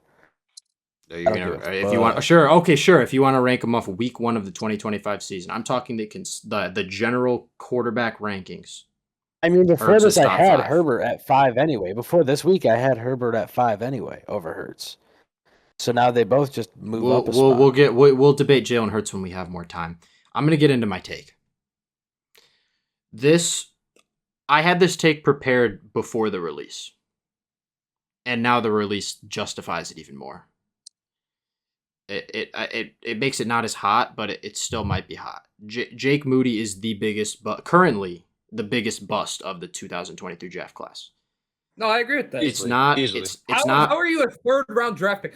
I just want to say, a kicker being drafted in the third round is absurd. That's what I'm saying. That's like, Listen, I hear me hate to out. compare fantasy, but there's a certain someone in our league that is known for taking absurd picks early. That's like taking Jake Moody. in the Trayvon third round. Henderson. Hear me out. Good pull. It's not Bryce Young yet because he hasn't lost his job. It's not Anthony Richardson yet because you knew he was going to be a project. So to say he's the biggest bust after 2 seasons, he's going to get a second chance on another team. It's too soon. I can hear arguments for someone like Emmanuel Forbes, but we knew that was a bad pick. That was a reach. Or Mozzie Smith. We knew that was a reach too. But But when to you're take taking a kicker in the third third round, to take a kicker in the third round of the draft, you're banking on this guy to be like an all-time talent, and instead, a conference rival takes a kicker from the UFL and plugs him into the system, and he becomes the best kicker in the league. And you drafted one in the third round that you've now released after 2 missed kicks in this game, and missed kicks all throughout last season. And sure, he had a long kick in the Super Bowl that you lost. Whoop-de-doo. He's the biggest bust in the 2023 draft class currently. Not for long. When Bryce Young loses his job this season, it will be him because of how much they gave up for that pick. But right now, September 10th, 2025, the biggest bust of the draft is a kicker.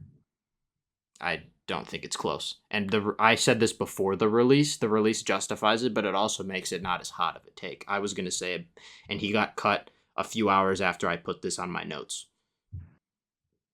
But if we're consensus on that, we don't got to waste any more time. We can get into some of these takes that we have here. I'm just gonna go over 2.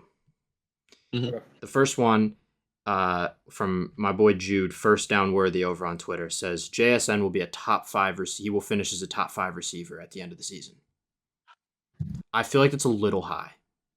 I think it's a little high. I don't know about Listen, top. man, I think having there's a Sam Darnold at reason- quarterback handicaps you. Not okay. I won't say that because he had helps Look at Jefferson. what Justin Jefferson did. But last year. they also had Kevin System. O'Connell and Jordan Addison and an elite like plug and play system. Having Sam Darnold in a Seattle Seahawks team with Drop back under bad center system. a bad offensive line, and no Kevin O'Connell, that's a QB friendly coach. I don't know if you have to play out of your mind to be top 5. And the thing with Justin Jefferson is that he didn't even have to have his best season in the world to be like, oh, it's still Justin Jefferson, because he's on pace to be the greatest receiver of all time. JSN broke out last year. For him to be considered top 5, like he'd have to have an insane season because he'd have to have 2021 Cooper Cup numbers. He'd have to pass up Yeah. guys like Amon-Ra St. Brown. And I just Jamar don't. Chase. Yeah. I don't. Well, Jamar Chase is the one. But, Yeah. Unless we agreed. I know you Well, guys. I know in you terms of, guys like season, Jefferson. I'm saying but- like he would have to have some like crazy, ridiculous Right, season, like exactly. a rookie Jamar Chase, I should say, for not even like triple. I don't hate top 10 because he's I don't obviously hate the it either. receiver 1 on that team. It's not Cooper Kupp. He had a bad game, and he's going to get Look hurt at it like this. year, Look at it like and this. all that stuff's going to happen. So it will be him. It will be JSN season. I just top 5. Is JSN better than Jamar Chase? No. No. Is JSN better than Justin Jefferson? No. Is he better than St. Brown? No. Is he No. better than AJ Brown? No. No. Is he better than CeeDee Lamb? No. No. There's 5 right there. So until he's better than those 5, I can't put him near the top 5. And you also have to consider for him is one season of, unless it's one season of Triple Crown play, is one season enough to put him over them on a overall ranking? No. Yeah, Maybe more like you have to. So if he plays out of his mind, so you must be really high on JSN. I don't hate it's again. It's not like a. It's a good. It's a interesting like this. This is good for the league take because it shake things up. Mhm. I don't mind that at As all. an Ohio State fan, I love that take, but I think 5's a reach. I'd say maybe 15. I 10. I maybe could see push 10. 10. I could say 10. Maybe push 10. He just had a good week 1 game to kickstart. The his thing about campaign, that though is 124 out of 150 of Darnold's passing yards went to JSN. So teams are going to pick up on that. they're going to ASAP. double, yeah, exactly. And Cooper Cup's going to. So I feel like Cooper that's Cup's going going to to be hurt. prevent him. We know he's going to What's get hurt at some prevent point. JSN from doing what he truly can do. Yeah. And What's next good week- about And Darnold will have like- stinker games where he's just not getting the ball out, and the Seahawks are going to face the Rams pass rush, and Sam Darnold's going to get sacked 6 times in a game, and it's just not going to be. It's not going to be fun. So though, it's a hard path with that to be a top 5 receiver in the NFL. If he pulls that off, first of all, this will be like an elite take.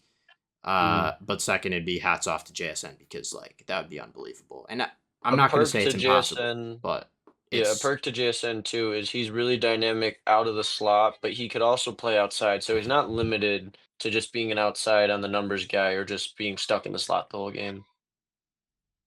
That And guy he probably could pick up some good stuff from Cooper Kupp too, who was a very dynamic receiver that kind of has the same skill set as Look at him. him a few years ago, man. That outstanding year. He is not a bad wide receiver by any means necessary. No. He's not what he once was, but still. needs to just stay on the field. But Cooper Cup ain't winning no Triple Crown, and then not anymore. not anytime soon. That's an insane season, and it's of course with Matt Stafford at quarterback, who the season Cooper Kupp was chasing in yards of Calvin Johnson also had Matt Stafford Super at Bowl quarterback. MVP. One of the better rookie receiving seasons of all time in Puka Nacua had Matt Stafford at quarterback. It's a Matt common Stafford's a Hall of Famer. It's a common trend in his career. He's first ballot, and he's still a top 10 QB with a terrible back and like pushing 40 years old. So, and he's got a ring. Yeah, Matt Stafford needs to be appreciated more. He clears a lot of QBs from his generation on the all-time list. He's not in the same ballpark as a guy like Matt Ryan. With all due respect to Matt Ryan, like Matt Stafford clears someone like that. I probably would put Matt Stafford above Eli Manning as well on my all-time list. I don't think it's close either. But anyway, sorry. It's not ridiculous. That's not ridiculous to say. Sorry to get on like a Matt Stafford like thing there, but the No, last we take, love Matt Stafford praise. I love Matt Stafford. The last take, Matt Stafford just reminds me of Thanksgiving football, and that's why I love it. The last take, this is from a Dolphins fan, so take it with a grain of salt. We got my boy Mikey711 over on Twitter. He says that week 1 is as meaningless as preseason. I'm just gonna. What are your guys' thoughts on this? Because I love I this think take. this is the most if- open for discussion take we've had. I love If you this don't take. mind me taking first rips at this, Go ahead. I can agree with that because it is week 1. You're coming out of the bye week. You're just getting rosters fully settled. All right, you're back to real football. This is the first week of real football. You can't judge, and I know we make judgments on players and teams and all that sort of stuff, and but we just make predictions on players and that based off of week 1. But you can't judge a full season out of week 1. You know what I'm saying? There's been countless amounts of times where teams will lose week 1 and just ball out the rest of the year. And, the Chiefs lost week 1 a couple years ago and won the Super Bowl at the end of the year. So, you can't. Go ahead, John. What's that? Go ahead. Oh, well, week 1, it's not as meaningless as preseason football is, but it surely isn't like that important when it comes to if we're talking about importance for the season. Week 1 is not that important, but I wouldn't say it's as meaningless as preseason football is. Well, I say it still matters. I mean, look at the NFC South, for instance. That division has been tightly knit for years and years and years, like 1 to 2 games. If you of lose, mid play as well. well, yeah, they I all was go gonna say like 9 below and 8 10-win seasons. or 8 and 8. But that week 1 matchup matters. If you lose that matchup and you go on and you're 7 and 8 and you're trying to make the playoffs and you lose that last game, you go 7 and 9 instead of 8 and 8 and possibly making the playoffs. I think You're right. I agree with that. Instances where week 1 matters, but obviously week 1 is the spot where each team's trying to get into rhythm. You're not going to be at 100% week 1. Everybody knows that. But it's getting in that rhythm. Week 1 still matters just as much, in my opinion, as the middle of the season. so. I'm pretty sure that makes a lot of sense, and I'd agree. And I'm pretty sure because of this, the context of this take is mainly about overreactions, if you want to call it, to player performances, which in certain things I'd agree.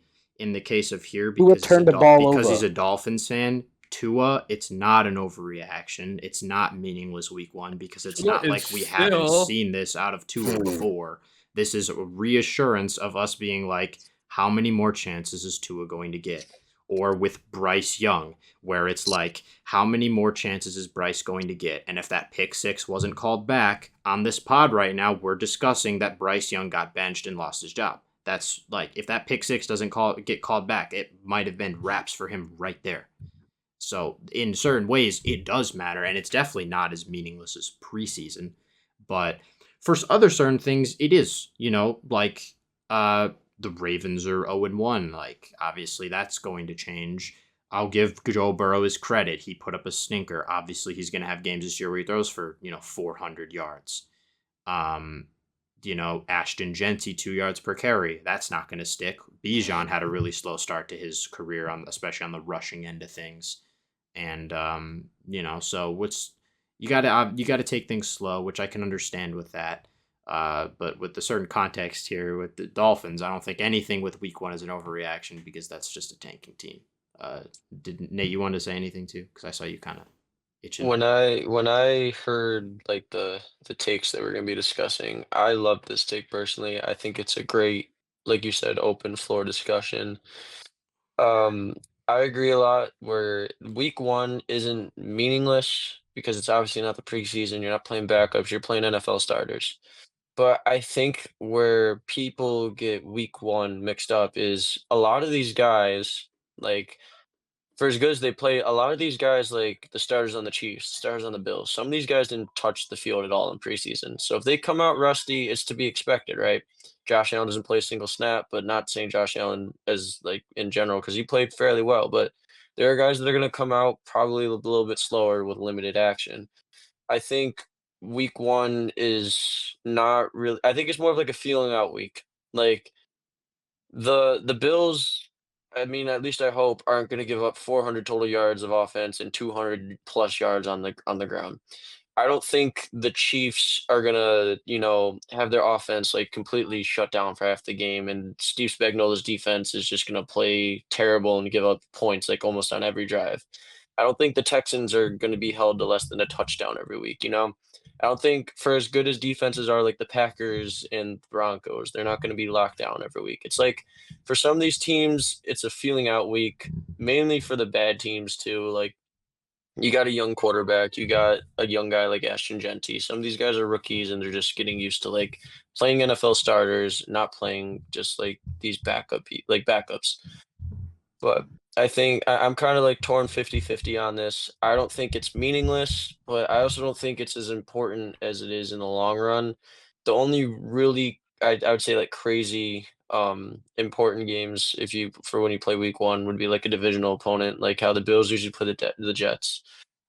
Dallas Philly is a pretty big game for the division down the line. It might not look like it now, but down the line it will be. Or like some of these big games like Bills Ravens, you're trying to fight for the 1 seed in the AFC, point differential, head-to-head matchup, that stuff matters. So really it really just depends on how you view it. I really like this take. You can go both ways with it. It's a really good take, but like Brand said with the context, if we're just alluding to the Dolphins have been falling off steadily since Tyreek Hill has arrived, and it didn't look pretty at all. We've seen the struggles ever since they had a chance at the AFC East. It's not an overreaction. It's more of like you got to kind of live with what you got. Yeah. And Mikey's someone who's had interest in hopping on at some point to this podcast. So if like when he does Mhm. and we remember this take, we can maybe, get into a little bit more there. Transitioning into the final segment of the day, we have the pod closing pick'ems. So real quick to just review the pick'ems previous week, we had Torn and Nate going 11-5, myself going 12-4 winning the week, and John going 8-8. I know we gave John shit just because like we did better than him by 3-4 games, but 8, that's all a solid week from everyone. There's gonna be multiple weeks where all of us like we're each gonna have multiple weeks where we go below 500. Because I've done full season pick'ems like 2 or 3 times before this now, just on my own that I keep up with like on my Twitter, and like it's like going above 500 total on the season is like a good feat. Obviously, we know a lot more ball than the average person, so like we're gonna expect ourselves to go well and beyond above 500. But 8-8 is not a bad week at all by any means. Even though we gave John a lot of shit, like there's gonna be weeks where we're gonna have to. I'm feeling confident this week. One of us gonna have to boast 6-10. John, you're feeling confident? I'm not gonna lie. We all have like the same picks. I was gonna say, John, go ahead and get into your picks, and then any of us that have any different picks, I guess we can kind of just like. Let's go down the line. All right, let's go, boys. Here we go. So Thursday Night Football, we open it up with Packers Commanders. I mean, come on. Packers defense played freaking phenomenal Sunday. I mean, I just don't see Aiden Daniels and the Commanders going to Green Bay and winning that game. The Commanders I think that didn't Green move Bay me. I think that Packers defense is going to eat up that Commanders offense, and who knows, Micah Parsons might have more snaps, which means more disruption from Micah Parsons, who is a game changer on any team's defense. Not much to talk about that, though. I think that's pretty straightforward. I mean, Packers Commanders, I think that's a pretty easy pick right there. So going to the 1 o'clock game. Sorry, I didn't mean to buddy. interrupt you, but I have one thing. There's something about the Commanders. Like, I'm not obviously. I'll say this. I'm picking the Packers because to me it's the logical pick. But the Commanders are those teams that make really good teams look bad. Like if we think back a couple seasons, I think it was Sam Howell taking down the undefeated Eagles, or was it Taylor Heineke? A couple of games last year. The NFC divisional. They made the one-seeded Well, Lions yeah, look but awful. okay, I was gonna make that statement too. I'll give a lot of credit to the defense, but the Lions' defense was extremely banged up, especially in the Injuries back end of killed the the Lions in season. the playoffs last It year. really was. I'm not to discredit the Commanders because they played phenomenal, but that's I would have led with that game. But that's why I think like the undefeated Eagles a couple years ago got upset by the Commanders. So it's like you got this elite talent in Jaden Daniels. It's not just going to be a pushover game, at least in my opinion. I think the Packers are going to win, but when you're facing a guy like Jaden Daniels, dynamic quarterback, probably the closest thing this league we have to like in terms of athletically, like Lamar Jackson, him and Justin Fields, really athletic, elusive quarterbacks. So you can't just count out someone of his stature coming off the season he had. That's a really I get good that, take. and I'm thinking Packers take it by 2 scores, but I want to get into the 1 o'clock game. I was gonna say, John, because- let's fly through the Sunday games here. So here we go, right? Bengals Jaguars we all have the same again. pick. Yeah, We do. yeah, I know. These are easy games to pick. Bengals Until the Jaguars. 425. I mean, Bengals Jaguars. I think the Bengals have a bounce back game. I think they play a lot better than they did week 1 against the Browns. I know those Jaguars, they've got, they had some flashes last week, not for my fantasy team, except for Mr. ETN, which you all flamed me for drafting, and he got me 18 points. Still a So bad pick. I'm satisfied. Disgusting. Giants Cowboys. I mean, fucking Russell Wilson is ass. I think they lose this week. He loses his job, and I still don't think they put in Jackson Dart. I think they put in Mr. Jameis Winston. Whoa. Whoa. Okay. Now listen. I don't hate it. It's not out of not thinking ridiculous. thinking Jackson Dart isn't ready. But I think just because of who Brian Dable is and the way, and honestly, I hate throwing quarterbacks right in the fire. I think a good quarterback needs to be able to develop unless they need to just be thrown in the fire. What do the Giants have to lose? Right? What do the Giants have to lose? Exactly. So I think instead of just throwing Jackson Dart in if Russell Wilson sucks this game too.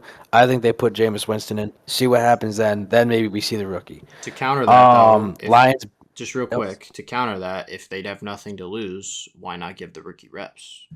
Mm-hmm. Why hurt Jackson Dart?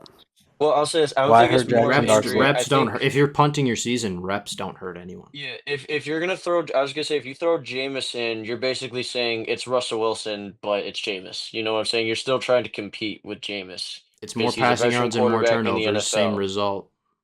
So we can't just sit here and act like Jameis's 30-30 season didn't happen. We can't sit here and act like Jameis didn't actually. He did nothing like crazy impressive, but he made the Browns last season look kind of like manageable with the whole like offense that they had. So it's like Jameis Winston is still going to try and keep it competitive. If you have nothing to lose, you throw in Jackson Dart, you give him live reps against the ones, and you just see what happens, and then you take it from there. And Regardless, the we're gonna Cowboys see. always put like 40 on the Giants anyway. We're spending too much time on this game.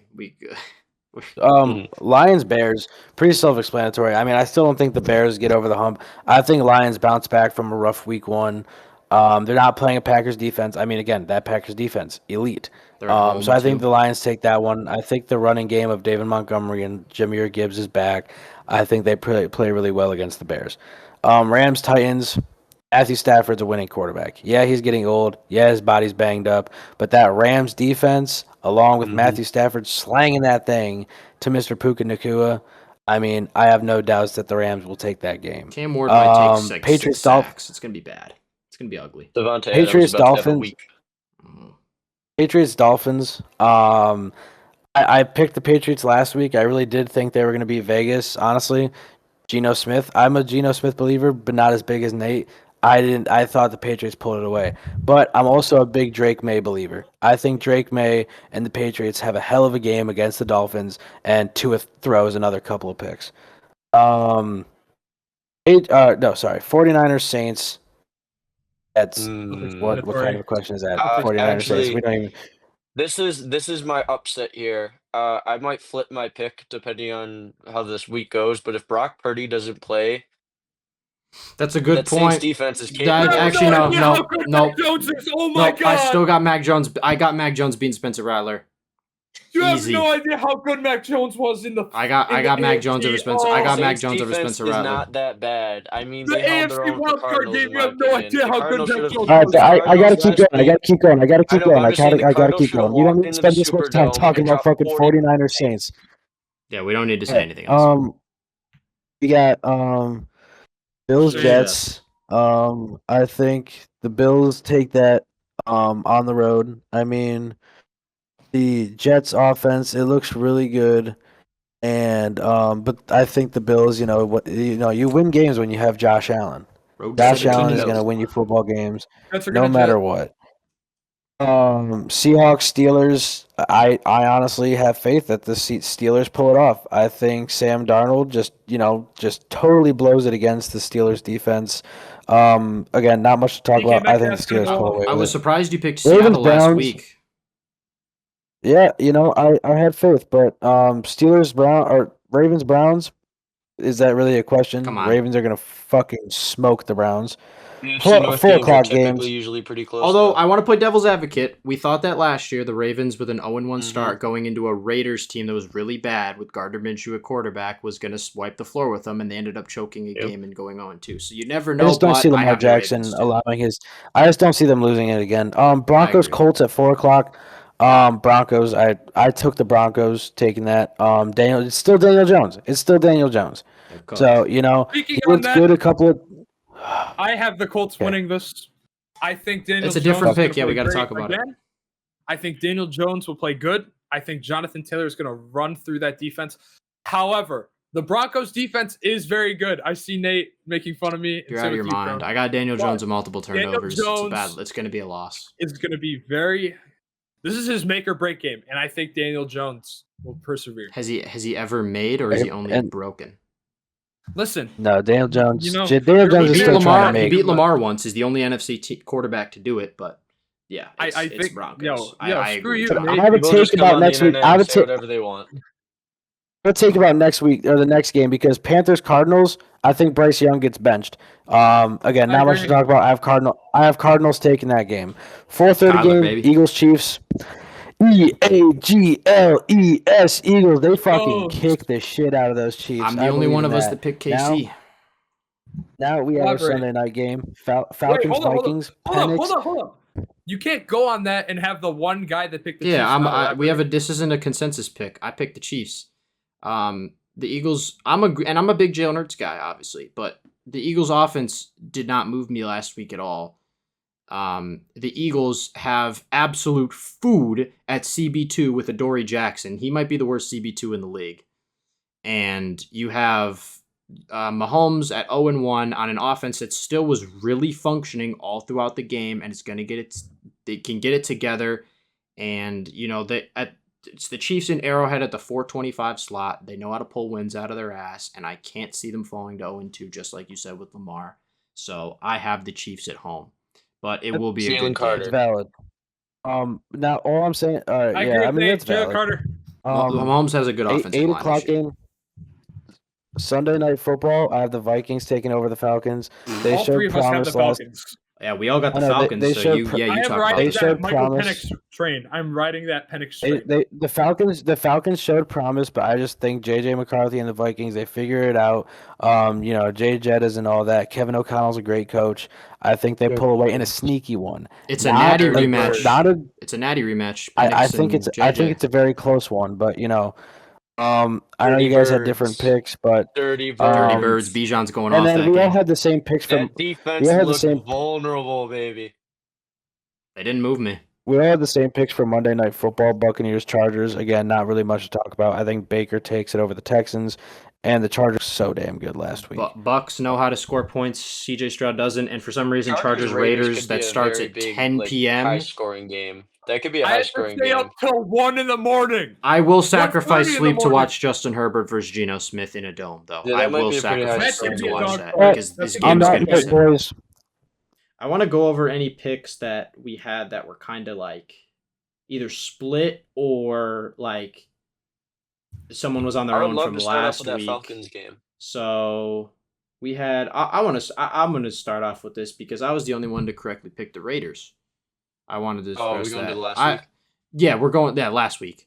Okay. Because okay, we I thought didn't. We still on just this kind one. of flew through those Yeah. real quick. So I Yeah. mean, I had Not the cleanest, but we'll clean it up as the series goes on. I had the Let's- confidence All in of you guys Geno. picked the Panthers? Hold I up, thought hold the up. Jags were going to be really bad. Yeah, I have no Trevor faith in Lawrence- Trevor Lawrence, and I thought that at the very least, like It's Chuba the Hubbard. Panthers. It's the Panthers. I That was a overrated the that was moves a they good- made and the things I overrated Same. them. I thought they were going to be a good team, like a solid team, I like a fell for the fringe playoff preseason team. hype. Yeah, I did. I fell for the preseason They're hype really with Tyrell McMillan and Bryce Young. They have the worst, maybe the worst linebacker core in the league. They have Bryce Young. Mhm. They have a lack of O-line. The DTs, the pass rush isn't doing it. J.C. Horn is the only bright spot in the secondary. The receivers, especially after trading Thielen, it is what it. Leggett just looks Jimmy like a bust. Jimmy Horn is a very sneaky acquisition they got in the draft, but he's not really ready to get those reps yet. But he had a really great preseason. They trade Thielen. Coker is hurt. The team will be better with him because they're really high on him, I guess. Torn's the only one that picked the Jags, so I mean, props to that. They had a good game. I got a question real quick. Hmm. I want to talk about the I gotta- Raiders a little after you. I'll get to the Raiders, but lost in the Dolphins Colts. Who picked the Colts? I didn't actually think to look at this, but I gave Tua too high of a floor apparently and picked the Colts. Xavier Legette, 3 catches for 10 yards out of what he was drafted late first round last year. Yeah. I wanted Yeah. John to stick around because he's the only one that correctly picked the Chargers. I wanted to hear his thought process on that. He's also the only one that messed up that Bears pick. He did pick the Bears over the Vikings. To me, the Vikings game was always going to be a coin flip because I'm treating JJ McCarthy like a rookie. So, Chorin, What what was was your the what was your first game? mindset picking Detroit over Green Bay? Picking what? Detroit over Green Bay. I was low-key hyped with the new coordinators, and I thought that the Micah Parsons trade would be overhyped and that the Packers defense would with the limited snap count, I thought that they'd still be able to like have a decent run game, and they just got shut down. Yeah, I And mean, Jared Goff being Tom Brady and just checking down the ball didn't help either. I'm glad I'm on pace to correctly snipe a Lions regression, which isn't a hot take. A lot of people have been banking on Did that. I explain Thursday Night Football? Yeah, you did. I was the next one I was What gonna get was into. that? He picked Dallas. I was the only one to pick the Cowboys, I don't know, and man. let me tell you, I thought, first of all, I thought Super Bowl hangover from the Eagles, right? I thought they were going to come out a little slow. The Eagles lost a lot of pieces in this offseason. I mean, they lost a lot of their secondary, so that they have a fairly young secondary. They lost D. Slay, who's been a pretty big part of their Super Bowl team last year. But I don't know. I thought the Eagles were gonna come out slow against a divisional opponent. I was watching the Cowboys how they opened up that game, and I was like, man, the Cowboys brought in George Pickens to add someone with CD and give Dak another target. I was just feeling very optimistic, I guess. I also wasn't expecting Micah Parsons to get traded, but Well, that's not a bad assessment because the Eagles did. The Eagles did yeah, come out slower they against a did. divisional I opponent. honestly It thought the just pick was gonna was. hit. It was the Miles They Sanders just pulled out a fumble. gritty win. Jalen Hurts Yeah, did what he Miles needed to Sanders do fumble to get his changed team that game, and above. then yeah, then obviously the thunderstorm kind of made both teams slow up a little bit, and CD's hams unfortunately were made of Yeah, fucking butter this week. the So Eagles had momentum off a turnover that was completely gone because the delay hit before a snap even got off. But I mean, yeah, it was like, I mean, they pulled off a gritty win. They mhm. overcame some, the loss of Jalen Carter and the fact that Dory Jackson is on the I field. liked what I saw out of the Cowboys, though. I I did like how they too. ran They their have stuff. offense. I love the run first, balanced Dak looked good. mentality. Did Yeah, somebody say gritty? they're okay. Their pass rush is like their pass rush is obviously it has weak points without Mhm. Micah. They didn't It's get a ton of pressure, very and they clear. couldn't contain Hurts at Kenny all. Clark was his presence was felt, and I mean Dallas has been unable to draft DT as we see with Mozzie Smith, so they just Mozzie were like, Smith. might as well Yeah. get one here. But I liked that the fact that I thought Jalen Hurts in moments did like he didn't need to do Mhm. anything crazy and still got it done. He led the team in rushing. He dropped The that the 50-yard dime to Jahan Dotson. We Mhm. even with AJ Brown being absent and having zero first half targets, he was still able to make work with what he needed to do. Um, march down the field, lead scoring drives, and it wasn't the greatest game, but it was against a divisional opponent in week one, Mhm. a divisional opponent in your career that you have struggled against, and you pulled out a win. And that's what Jalen Hurts does on a consistent basis, and he's been doing it for the last, 3-4 years, and that's why he's top five. But, neither here nor there. I was gonna say too, the Dallas secondary for once was like completely healthy, and it showed, man. I mean, Deron Bland, Trayvon Diggs did a phenomenal job of taking Devontae Smith and AJ Brown out of the ball game. It's just they couldn't. Again, it came down to containing Hurts, and they couldn't do that at all. So I know I was just talking earlier. I'm a big Geno advocate. I actually took the Patriots this week just because I fell also a lot for Patriots preseason hype. I was thinking that offense was going to look a little bit better, but I had this game being like one of those games where the Patriots defense kind of leans on the Raiders, and they just play like kind of that gritty football, and it was not. Geno came out throwing the football all over them, so it happens. I mean, I'm not gonna change my stance on Geno. I love Geno as a quarterback, and I just happened to get it wrong. But I mean, Harold Landry 2.5 sacks. So I'll get into why I picked the Raiders then, because I was the only one to pick it right. I mean, I knew I didn't think Drake May. I mean, Drake May had a fine game. I thought obviously the Patriots are a very new team that needs to mold together, and while both squads were new look, it's much easier for the Raiders to function because they're not as new look and they have a proven quarterback. Mhm. Not to mention the Patriots' offensive line is still very holesy, I and you think we're had severely overhyping the Patriots this all right, sorry, we had some technical difficulties for a second, but the Patriots were definitely overhyped in the offseason. I wanted to touch real quick that a big reason I picked the Raiders, and it was their offense, was the Patriots' offensive line, and I'm Max Crosby, who's one of the most like ruthless pass rushers in the game, had Drake May in hell on a lot of plays, and he was forcing year. overthrows and rush throws. I believe he might have played a part in the interception. I'm not really sure. but because I didn't catch the full game, but I figured that the Raiders are the more complete team. I have the Raiders being much more competitive for an AFC playoff spot than the Patriots, so I thought it was the pick there, and it wasn't like the easiest pick, and it was a good game, but I got it right, so I was happy about that. That AFC West is going to be tight this year. So finally, Oh, it's a good division. It's I all think the you years got they all- tried to build it up, and now they have I Geno don't think it's Smith and Bo crazy to Nix, and say. now it's I good. don't think it's crazy to say that each team has a shot at making the playoffs. It's the I don't NFC. think It's this NFC North and the AFC essentially. It's not as good, but it's the closest. I we think got. they got a shot at like making all three teams making the wild card. I mean, of course, you've got like Ravens, Steelers, Bengals in the AFC North. I don't see the Pats or the Jets or the Dolphins making it, and then the AFC South, just whoever wins that division is going to make it. But I don't think it's crazy to say that like every team in the AFC West could make the playoffs this year. Each team is very good. Exactly. All right. Is there anything else left to say?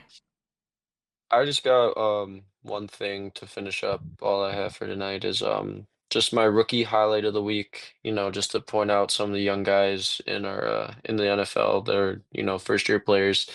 For this week, I got Will Johnson, defensive back from the Arizona Cardinals. He finished with a 90.3 cover grade, which was second amongst all corners.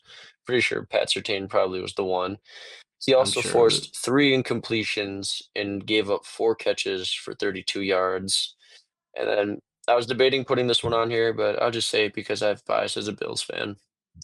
Dorian Strong had 2 tackles against the Ravens. He's credited with not giving up a catch. I mean, some people base it off of who's closest in the area. That's your decision. But as a biased Bills fan, I'm going to say he didn't give up a catch. He also had, despite Lamar Jackson scoring later on the drive, he had a nice, impressive downfield open tackle one-on-one against Derrick Henry on the Bills sideline. So shout out to him because he was a late round draft pick. I think Catches sixth round. catches allowed an eye test, so it's like Yeah. So he had a good good, game. great game from a sixth round corner. That's a rookie coming in against a tough opponent And at home. we need it in this secondary. We need the help. Yeah. I'd also give shout out because Tyler Warren played great this week. He was the highest graded tight end, I think, in the NFL. But if you're based off sample size, if we're gonna go highest rated Bills and probably just tight end in general, the one catch from I think it's Jackson Hawes Jackson Hawes, towards the yep. end of the game, that really boosted his rating. I think he might have technically been He like was the the highest highest tight graded on end, the but team, technically. yeah, Because he I saw also, I something guess that he might blocked have. well on his limited snaps. I don't really know. Yeah, so I'm not going to be biased there because he only had such a limited sample size, but he played really good in a very important game for the Bills. So I just wanted to highlight like those 3 people, and yeah, that's all I got for this week. I mean, one last thing to Emeka say. Ibuka, Oh yeah, 2 touchdowns. duh. Wide receiver, you man. That's Wide who I receiver thought you were gonna. That's who I thought you were Wide gonna receiver, drop. you man. Completely, Ohio he's on my State- fantasy can't- team. I so can't he's say you on got- mine. State is elite, LSU, man. LSU is wide receiver U, but LSU and OSU are both. wide LSU receivers. has the top 2 receivers in the game right now. Yeah, but like OSU is so consistent. You got And Garrett Thomas Wilson, Jr., Garrett Malik Wilson, Neighbors. JSN, Chris Olave, LSU dates back all those studs. further Michael though. Thomas when he was good, but now he's washed. LSU He dates doesn't back play anymore. further with OBJ. OBJ, and you got obviously Jarvis Landry. Jamar. You got Jamar and Jay Jettas. on Bama's the not Jarvis too Landry. far off, At but the it's like the same tier time- below, I'd say. It's just ridiculous. And then Yeah, one no, last thing I yeah, wanna say- Emeka Ibuka with a great game. Had a huge touchdown at the end of the game, his second against the Falcons. Is it Jaquaski Merritt, running back? Krosky Commanders? Merritt, definitely a rookie shout. 80 yards in a I touch. think 6th or 7th round draft pick. Played really good for and got some good volume. So just wanted to highlight. Oh, and you know what? I know it's not going to look good in the box score, but I feel like he was down by his offensive line and his team for not catching the damn ball because the Broncos were trying to head the Titans to the game the whole fourth quarter. Cam Nix Ward played was like making some shit. great plays out there. His film looked pretty good. So I'll also throw Cam Ward on this list because he looked validated as a He didn't look horrible. and He Travis looked- Hunter. They both looked like top end draft picks. He looked better than a third-year QB in Bryce Young, and He Yeah. played and he played Cam against Ward, and he played against the best defense in the league. He took some sacks that he didn't. yeah. He took Can't some really do sacks he much didn't want to about. take that you wouldn't want him to Yeah. take. But I mean, And also, otherwise, I keep adding on to this list, but Travis Hunter looked great from the wide receiver position. I think he didn't have a crazy amount of box score, like box stats, but like from what I heard and partially seen because of the weather delay, he was looking pretty good coming as a wide receiver. So good props to Travis Hunter too. Now yeah. I'm officially done. All right. If we got That nothing next else, one, all right. I feel like we can end this with all four of us. Well, John's not here right now. All four of us are in the same fantasy league. I feel like we could recap each week. Nate got hoed because he put up 121 points, which is second most in our league. But the guy he was playing had 141.86 because Josh Allen. He faced Josh Josh Allen, Allen. Brees Hall, Packers defense, Puka Nakua. Brandon, Oh, and Cam John, Little. John, and I all won our games. Did we all score great? No. Hell no. My team played like I ass. outscored Brandon by 0.14. Yeah.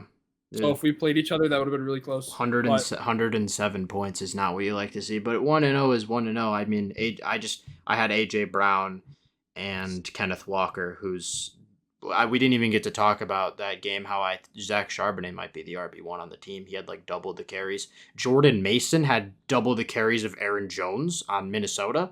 So a lot of running back room shakeups this year, which makes fantasy down the toilet. But I had Zay Aaron Jones Flowers in played the more of a Broncos threat in defense. the receiving game Yeah. I compared agree. to Mason. I got carried by Zay Flowers, the Broncos defense, and Josh Jacobs towards the end. He found the end zone, and I needed TJ Hawkinson to get like 2-point-something points. And for the first 3 quarters of the game, he didn't do it, and I was shitting my pants, but I pulled it out. I got carried by Lamar, and that's it. But this time next week, you will hear a matchup. John and I play each other this week. So We'll definitely talk about that. I mean, I can't complain with how my team played.